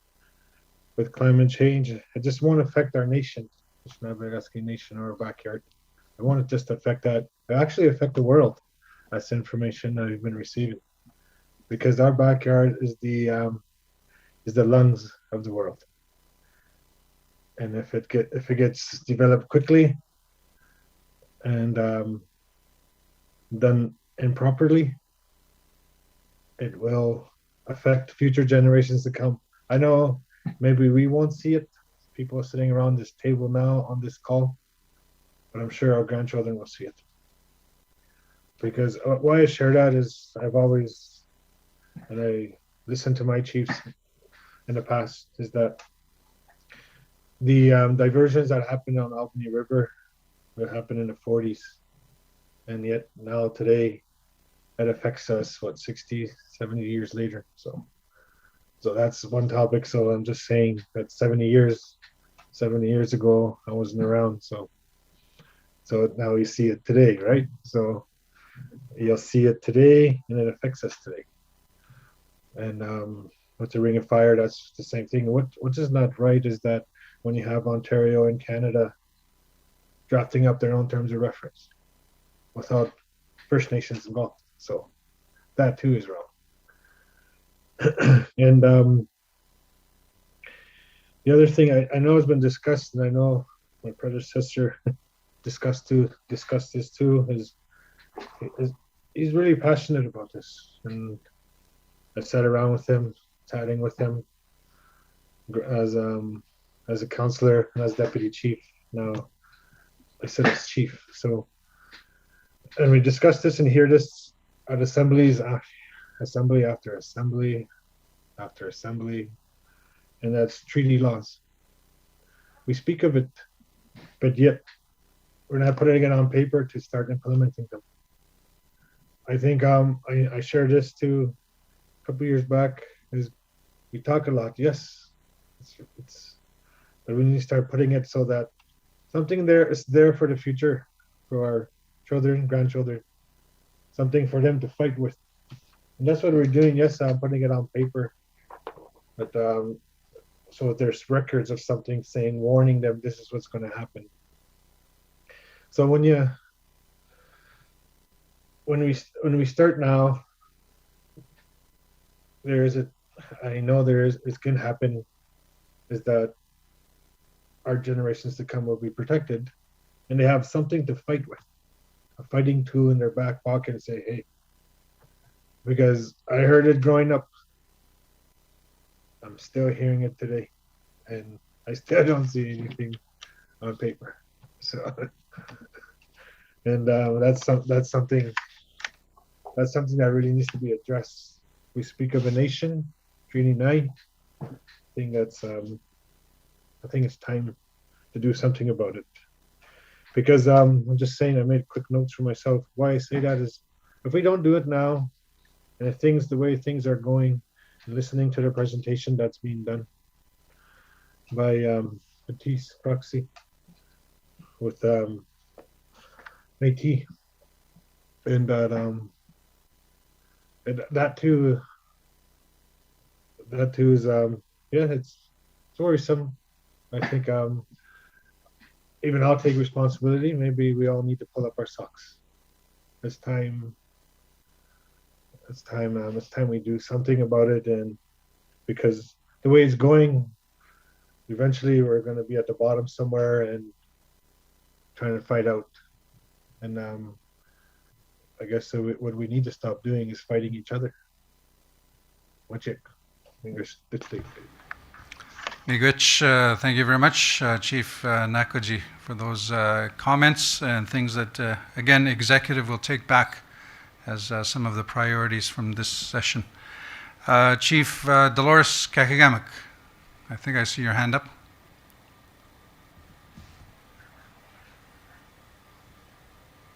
Is your hand up? So I don't know if you're on the phone, Chief Kakigamak, *6 to unmute yourself, but we did see your hand up. Chief Kakigamak. Just give a second to unmute. No. Again, another opportunity, Chief Kakigamak. I'm just going to look down at my laptop here on the side. Not sure if she's on. Okay. I've got another hand up. It says Teresa's iPhone? Teresa's Hi. iPhone. Good Go ahead. afternoon. I was just going to refer to the same thing there. Chief Crane was talking about that Hope Line or 800 Hope Line, I think it's called. I've had many people come to me in regards to that same situation. And that's why I put my hand up. And the only other one that I had concern about, it's just maybe somebody can help me out here. You know that 888 number, I think, to call police in remote communities. I don't know how that works, but I think that's kind of complicated for something simple you want to know in a community. Like, but they say, well, there's individuals that are saying it takes more time than it was, I guess, to phone the local police stations. I just thought I bring that up.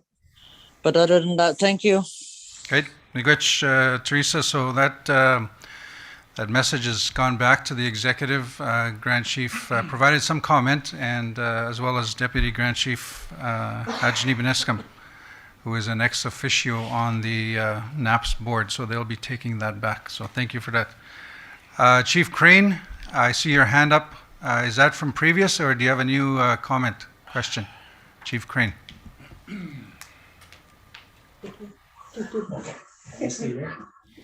You can. It's me again. Go ahead. I see you smiling. Seriously, I wanted to make it clear on the statement from the youth that our youth are starting to see the generational impact of past traumas. That's what I was getting at. I'm just trying to see how NAN and the chiefs could address it. They're starting to see it and they're understanding it. We're second, third generation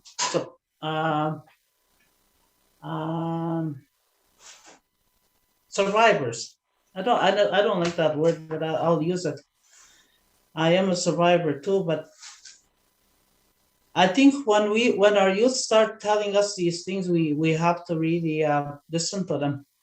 I just wanted to stress that one more time because I know one of the chairs asked a question, what did Lorraine, what was I talking about? I thought I was very clear in what I was saying. So I just wanted to restate that. The other one we have to keep in mind is the opiate crisis in Thunder Bay. What are we doing? What we as an organization, how are we addressing the crisis in Thunder Bay? Miigwech. Thank you very much, Chief Crane. So just some clarification on the youth and also the question on addressing the issue in Thunder Bay. So I know that's a broad question. I'm just going to look, I don't know if there's any response or comment from the executive, but I know that is a strong issue that you feel strongly about. So Deputy Grand Chief Ajni Benescom.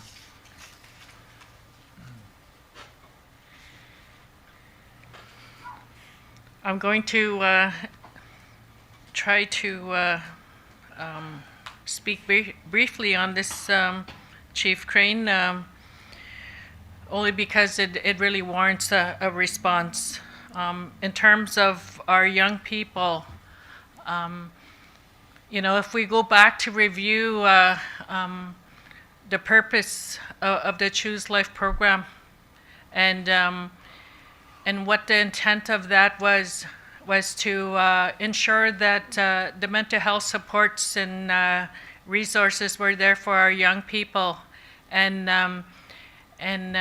we would be willing to work with you to perhaps review that program that within your community, just to ensure that it addresses your concern, because that young person that you spoke of, he deserves to have an answer, and he deserves to get a response to his concern, and we do hear him and understand what his concern is. And as for the opiate crisis, Chief Crane, I believe you were in the room when we were meeting last week with you and Nishnawbe Aski Police, and I mentioned that this the opiate crisis is certainly something that we need to work on together.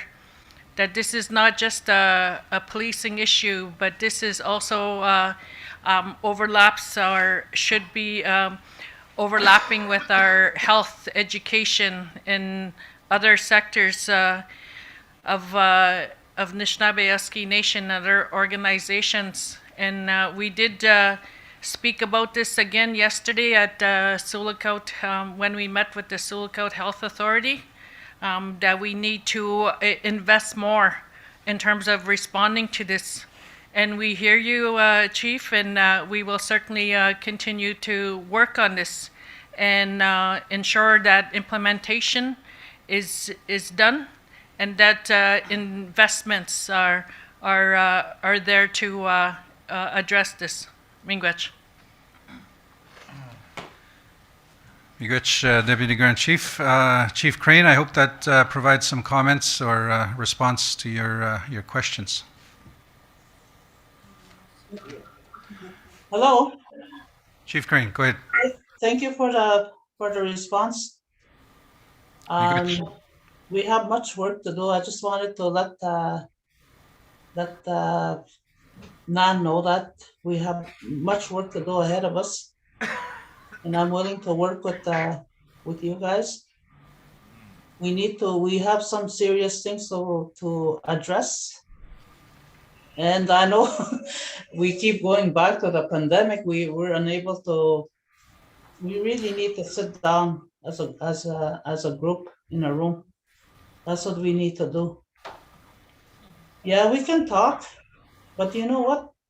We need to have a solid plan how we're going to address what the youth are asking.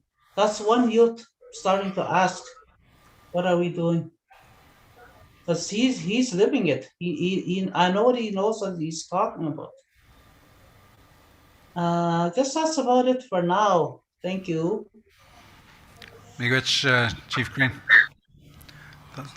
The last time you came on, I thought you were going to ask about moose meat. Miigwech. Okay, so we do have a resolution. So as part of the community or the Chiefs Open Forum, I want to allow to make sure that everybody's okay if you have any issues, but I don't see any hands up. If you can't find the hand up button, just unmute yourself and speak up. But I will allow for that, but I am told that there is a resolution as part of this discussion, as part of the Chiefs Open Forum. So I will go to the resolution. I don't have it in front of me, but again, it's an opportunity. If anybody has any comments, questions. Okay, and I see on the chat box that we have the a document. It's the Metis report. So thank you, Jason Baptiste, for that. So I don't see any more comments or questions. So I do have I'm told there is a resolution. If I can have that resolution put up. I don't have a copy of it. Title? So, you don't have it? Okay, we don't have it here at the technical side. Might be a Mishkigogamang resolution. Here we go. Okay. So, there's a couple? Okay, there is a typo in this. I am just seeing it for the first time. So I'm just going to have a quick look. It is on the screen. I will get right into it. It's been fixed. So it's Resolution 2114, titled Mishkigogamang Treatment Center. It's in front of you. I don't know how long it is, but there's whereas clauses in there. Preamble, one page, a page and a half. So I will go to the therefore be it resolved. It reads, therefore be it resolved that the chiefs served by Nishnawbe Aski Nation in Assembly support the efforts of Mishkigogamang First Nation to build a treatment center. Finally, be it resolved that the Chiefs in Assembly urge Indigenous Services Canada, other agencies of Canada, and the Province of Ontario provide funding for, without prejudice to existing and future projects, initiatives, processes, or proposals at the First Nation and Tribal Council levels related. Okay, so as I'm reading this, things are being changed, so I'm just going to make sure. Okay, there was a change there. I'll start again. Okay. I'll just allow another second if there's any changes. Okay, so it reads, finally be it resolved that the Chiefs in Assembly urge Indigenous Services Canada, other agencies of Canada, and the Province of Ontario, I don't know if this flows, but this is what it says, and the Province of Ontario provide funding for, without prejudice to existing and future projects, initiatives, processes, or proposals at the First Nation and Tribal Council levels related capital and operations of the Mushkegowuk First Nation Treatment Centre. And in addition, this resolution shall not interfere with First Nation communities' access to funding. Dated Thunder Bay, Ontario, this 28th day of October 2021. Was there another change? I saw a shift there. I don't think it was a big change. Yeah, that doesn't quite flow. It was a mouthful, but that's what we have. Do we have a mover for the resolution? I will move, Adam, Chief David. Okay. Thank you, Miigwech. Chief David Maskiash, Mushkegowuk is the mover. Can I have a seconder? Seconder, please. If you can just unmute.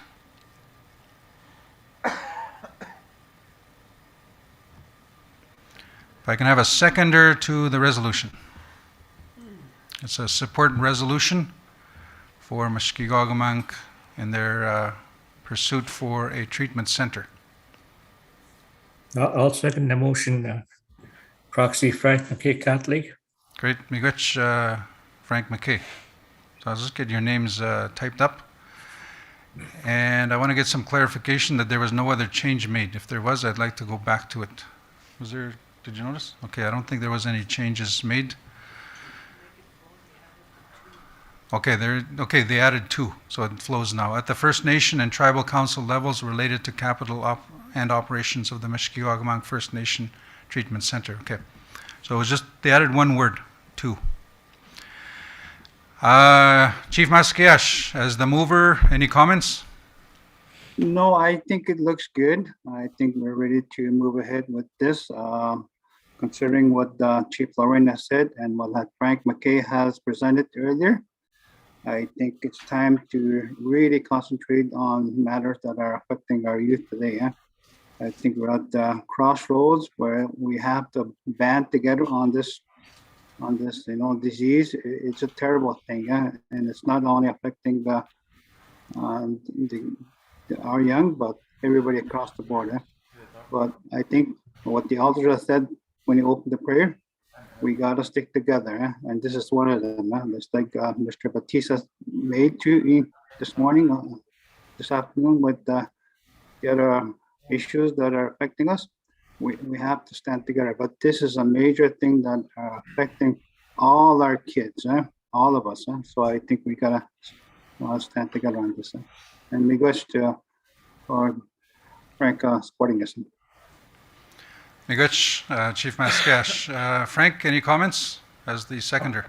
Just to say that, I think we need to continue to support each First Nation that seeks how they want to address their mental health and addiction issues that the community deserve. And we need to, press forward, addressing these items. Thank you. Miigwech, Frank. Before we go further, I'm just looking at the first whereas we see on the top of the page on the screen. It says the programs. I don't know if that's a typo or if that's meant to be French or... Okay, thank you. So that was just a spelling correction. Any more comments or questions from the floor?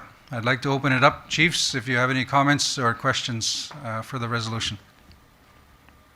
Just unmute, or don't see the hand function right now, but if you just unmute yourself, if you have any comments or questions for the resolution. Third call. Any comments or questions on the resolution? I don't hear anything, so I'm going to call for question. Any opposition to the resolution? Second call. Any opposition to the resolution? And third and final call. Any opposition? I see none. I hear none. Any abstentions? Second call. Any abstentions? I just see something on the chat box. I just want to make sure.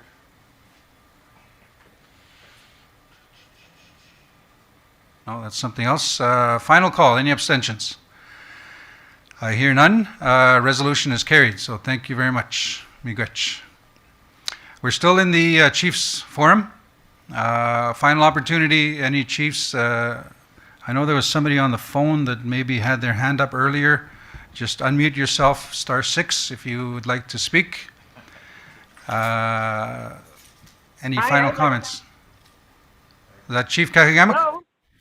Yes, Yeah, go ahead. I have my hand raised. I can visualize it. I don't see it, but I visualize it. Okay. All Go ahead. right, that's it. Go ahead. So I brought up a concern for many years now.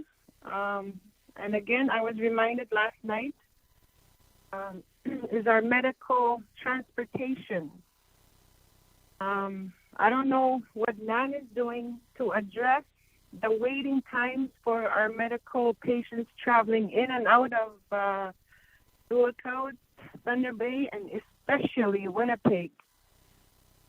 Yesterday, I had a couple come over. I'm going to tell you their a short version of their story. They landed at 10 p.m., raced to the phone, waited for 2 hours. They were caller number 31. They waited 2 hours until they could get a hold of an operator. From there, they were told to get in a cab and go to this hotel. They waited in a cab for another 20 minutes just for the PO to reach the taxi. They got to the hotel, waited another 2 hours for the PO for their room. So this is an elderly couple waiting 4.5 hours. They finally checked in between 2 and 2:30 a.m. And this happens daily. I used to wonder why getting off perimeter, people would be just racing for the phone. And like nothing's been done. I've been asking this question for about 3 years now. And in my opinion, nothing has changed. The services still lack. Even in Sulaco, you get a room. Sometimes it takes 2 hours for people with babies, elderly, to get accommodations. I know they're trying, but still, there has to be a more effective way of getting people the proper services they need. This is, I'm sure this is a concern for other communities as well. For Sandy Lake, we probably have like 200 patients in and out every week, and this is a story I hear daily, and I'm just wondering what steps NAN is taking to help SLIFNA address this issue. Yeah, Miigwech, Chief Kagigamik. So a non-insured health benefits issue, I'm going to ask Deputy Grand Chief Linklater. He's got the health portfolio to provide some comment.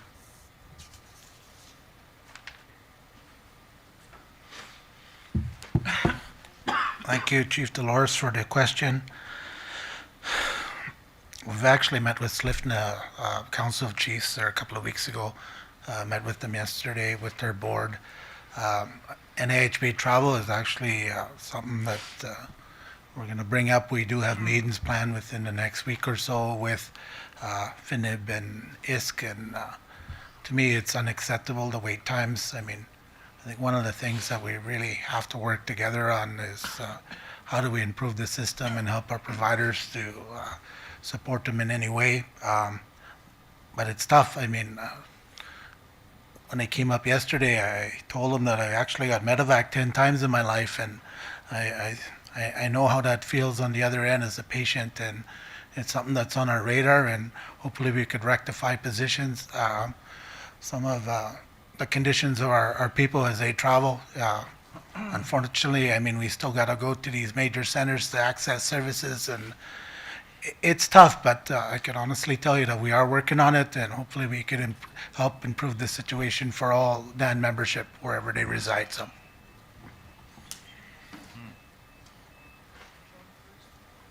Miigwech, Deputy Grand Chief. Chief Gagamak, some response to your comments and the fact that that will be pursued further. So miigwech for that.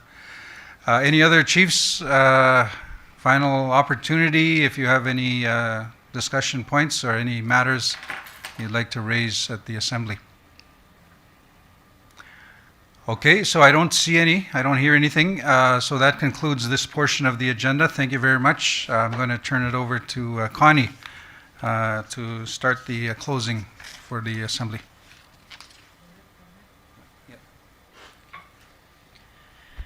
I know it's not on the agenda, but it should be for closing comments. I'm going to call upon Grand Chief Derek Fox, and then we'll get into closing ceremonies. All right.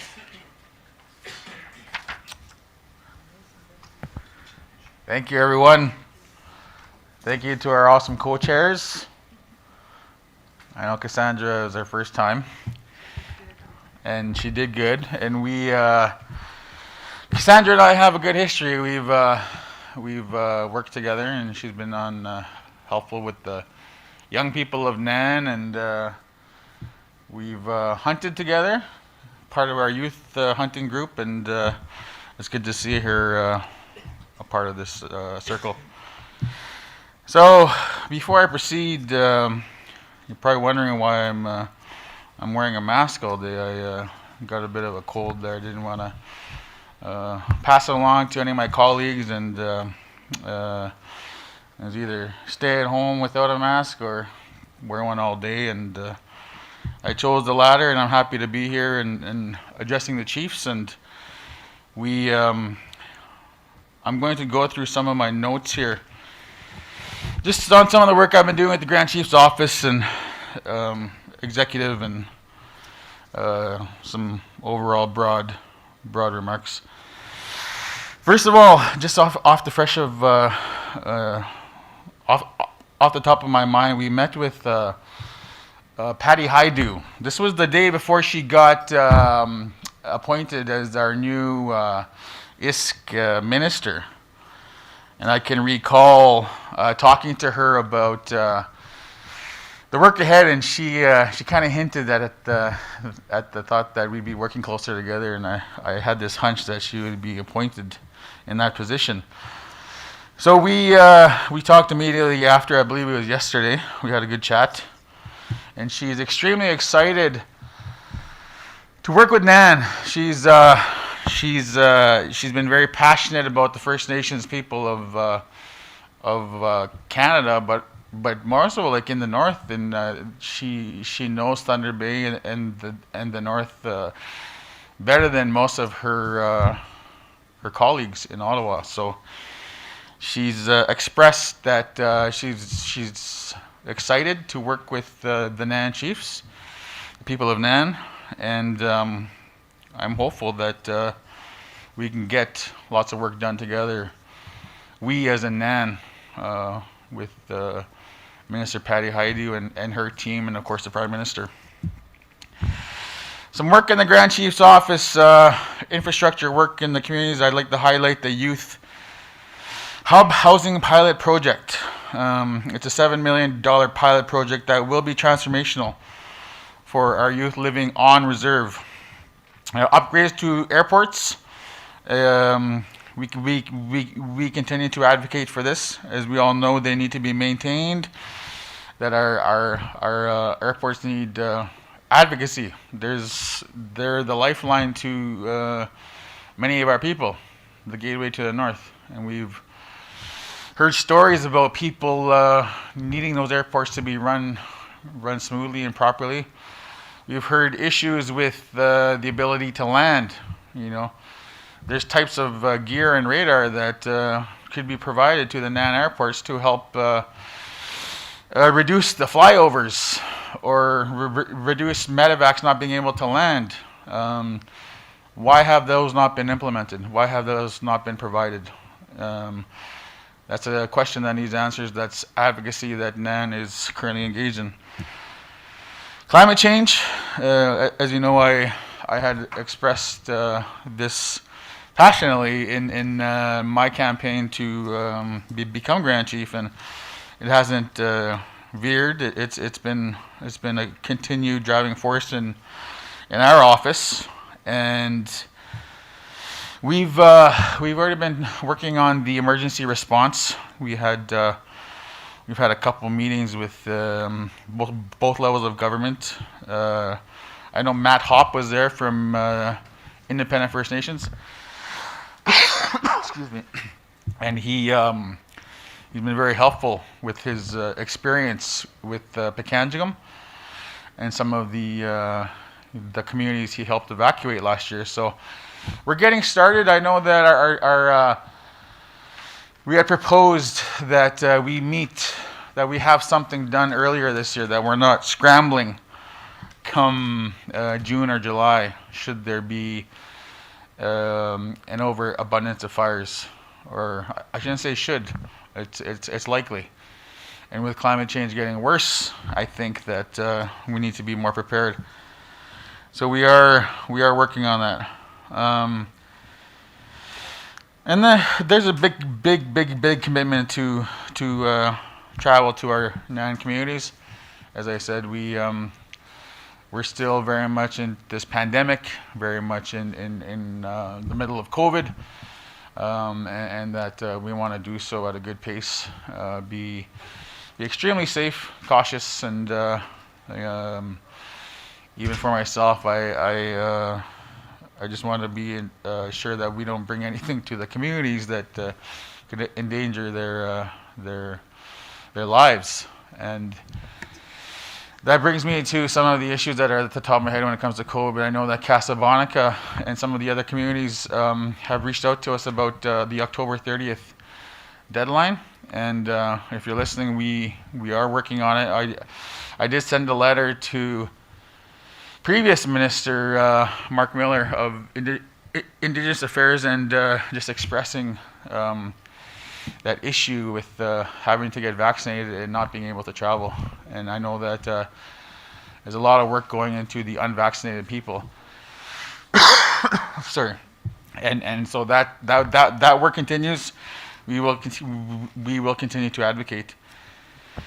I want to acknowledge our executive members. I know Anna Betty has she got extremely heavy workload with Indian residential schools, and I am confident that she'll help move this file. It's been one of her passions before, and it's still her passion here in this term.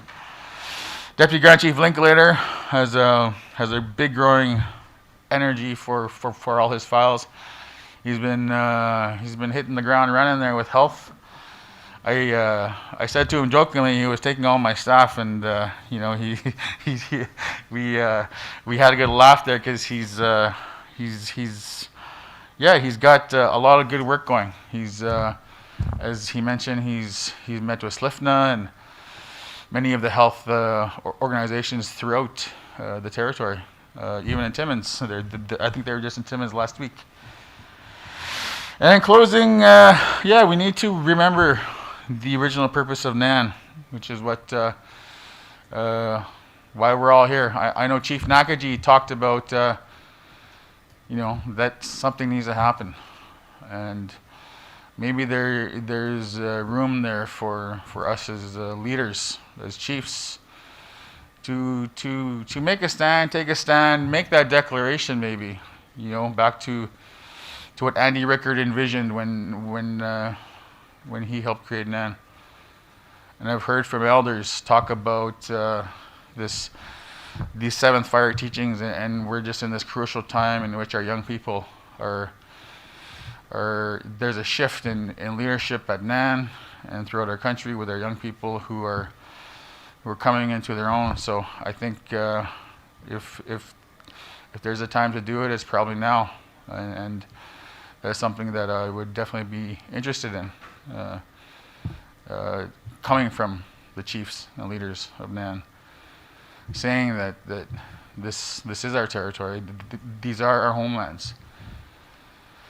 We heard about the Metis, right, and that issue, and I've always had a problem with it as a legal mind. I never liked the way they grouped us into this term Indigenous, just to put us all equally as Métis, First Nations, and Inuit. We are not similar. We are not even the same. We're all different. Those three groups are very different. And to call us Indigenous is it's not right. It's something that needs to change. Maybe as far as action, following up to Jason Baptiste's presentation, maybe we need to send something to the Ontario government to say, hey, you guys need to make some changes here, because maybe we're not Indigenous, and that we do have more rights than those, I shouldn't say those, but that specific group that Jason was talking about. So that is something we will follow up on. And that brings me to the end of my comments. I just wanted to update real quick that we did our youth hunt again this year, and we weren't successful for the first time. It was warm. It was a warm weather. I remember one day there was almost plus 30 the weekend before, so I was kind of worried about the next weekend. And it was pretty warm, but we had a good time. We had M&R come out and do a presentation for us. We know that there's lots of groups going out there now. KO, and I think it was Nescantaga that took out like 40 youth this past weekend or last week. So that area in Treaty 9 is really growing when it comes to its usage, and I think we're establishing a good precedent for the young people of NAN who say 50 years from now could say that my ancestors used this land to hunt. So we're going to start developing. We're going to start doing things on this land, which is not far from here. So that's kind of the vision that I've always had as a NAN member. And we did end up getting our moose. It wasn't with the youth hunt, but I was with Melinda Mikas's nephew there, and we got our moose there a couple of weeks later. And I was telling Adam about it, and what actually happened was we had saw a cow and two calves just prior to that, and we had two guns, so he tried to use my second gun and it misfired or jammed on him. So it was kind of a learning lesson. We had to put that gun away. If he probably would have tried to use that for the bull moose he saw minutes later. He hung around the area. So it's funny how that works. He was able to shoot his second bull moose. His first one was last year at our youth hunt. So that's a quick update, and yeah, that's pretty much it, I think. And just a quick side note, for chiefs who may or people out there listening up in the north, I deactivated my Facebook for a while. I didn't block you, so I just wanted to let you know that, because I know about half the chiefs that I talked to Facebook messaged me, so you can just shoot me a text. I just needed a break from it for a while just to keep you updated, in case anyone thinks I blocked them. But I think that is it. I want to say once again thank you to everyone that have elected us, that have put trust in us to do this work. We do have a Chiefs meeting set for the last week of January. 3 days. We're going to go back to the 3 days. I know that Grand Chief Fiddler had, the previous Grand Chief had, we had gone 2 days for a while, but we're going to go 3 days this time. I believe it's Valhalla Inn. And we're hoping that with the uncertainty of COVID, that we can do this in person. So ultimately, it's not up to us, but that's the plan. And we look forward to seeing you all there. And part of that 100-day plan that we've had as an executive is coming to an end early December. So I think come January, I will have a 100-day report for you to share what I've done, where I traveled to, our team members, and how we intend to fulfill the vision of the next 3 years with the right people that we believe we have put in place to support our visions. And we look forward to seeing you in person for once and in a gathering. We're hopeful that that will happen. So that is my quick 2-minute update, and thank you everyone, and miigwech. Thank you, Grand Chief, for your closing comments and for keeping your mask on, because I could hear your throat from over there. I'm just kidding. Anyway, yeah, I hope you feel better. And also, Lorraine, there's your answer. There's your moose meat. It's 2 weeks old. So with that, I'd like to, on behalf of the co-chairs, Adam and Cassandra, miigwech kitin, really good day. And just really grateful. Keep learning every day, and it's amazing how we're able to help each other through. And I just want to say, Cassandra, you did an awesome job today. First time, I think we should give her a round of applause. And with that, I'd like to call upon Tushon for the closing song, and the prayer will be done by Elder Helen Cromarty.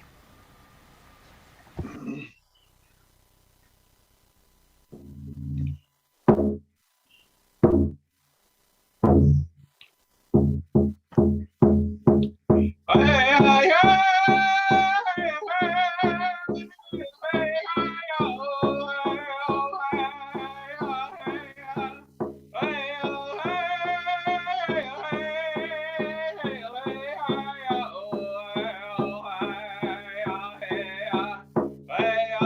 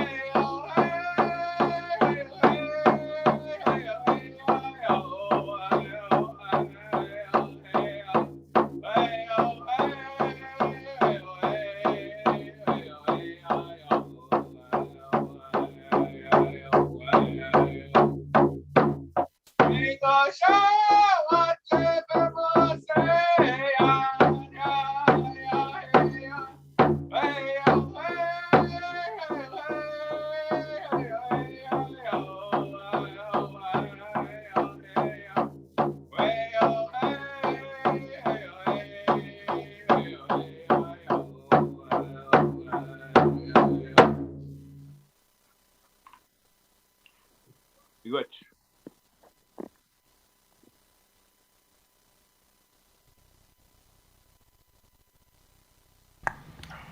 Elder Helen Cromarty for the closing prayer.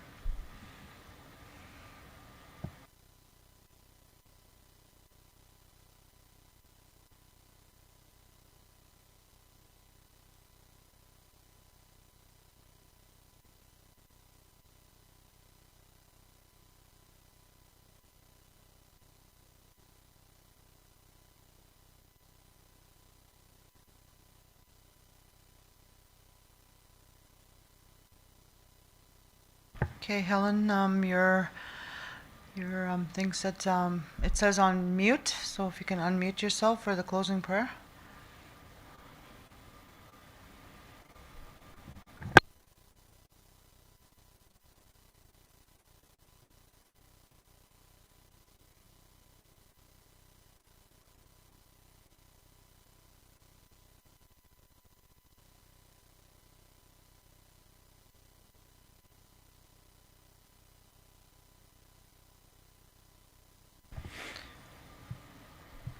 Your microphone's, it still says mute.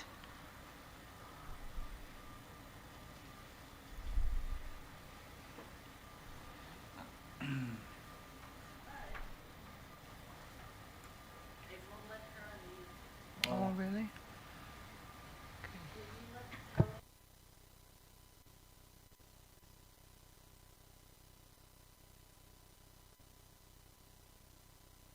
All right, we're gonna ask Deputy Grand Chief to close. No luck? She's having trouble unmuting. Okay. Okay, so we'll ask Deputy Grand Chief.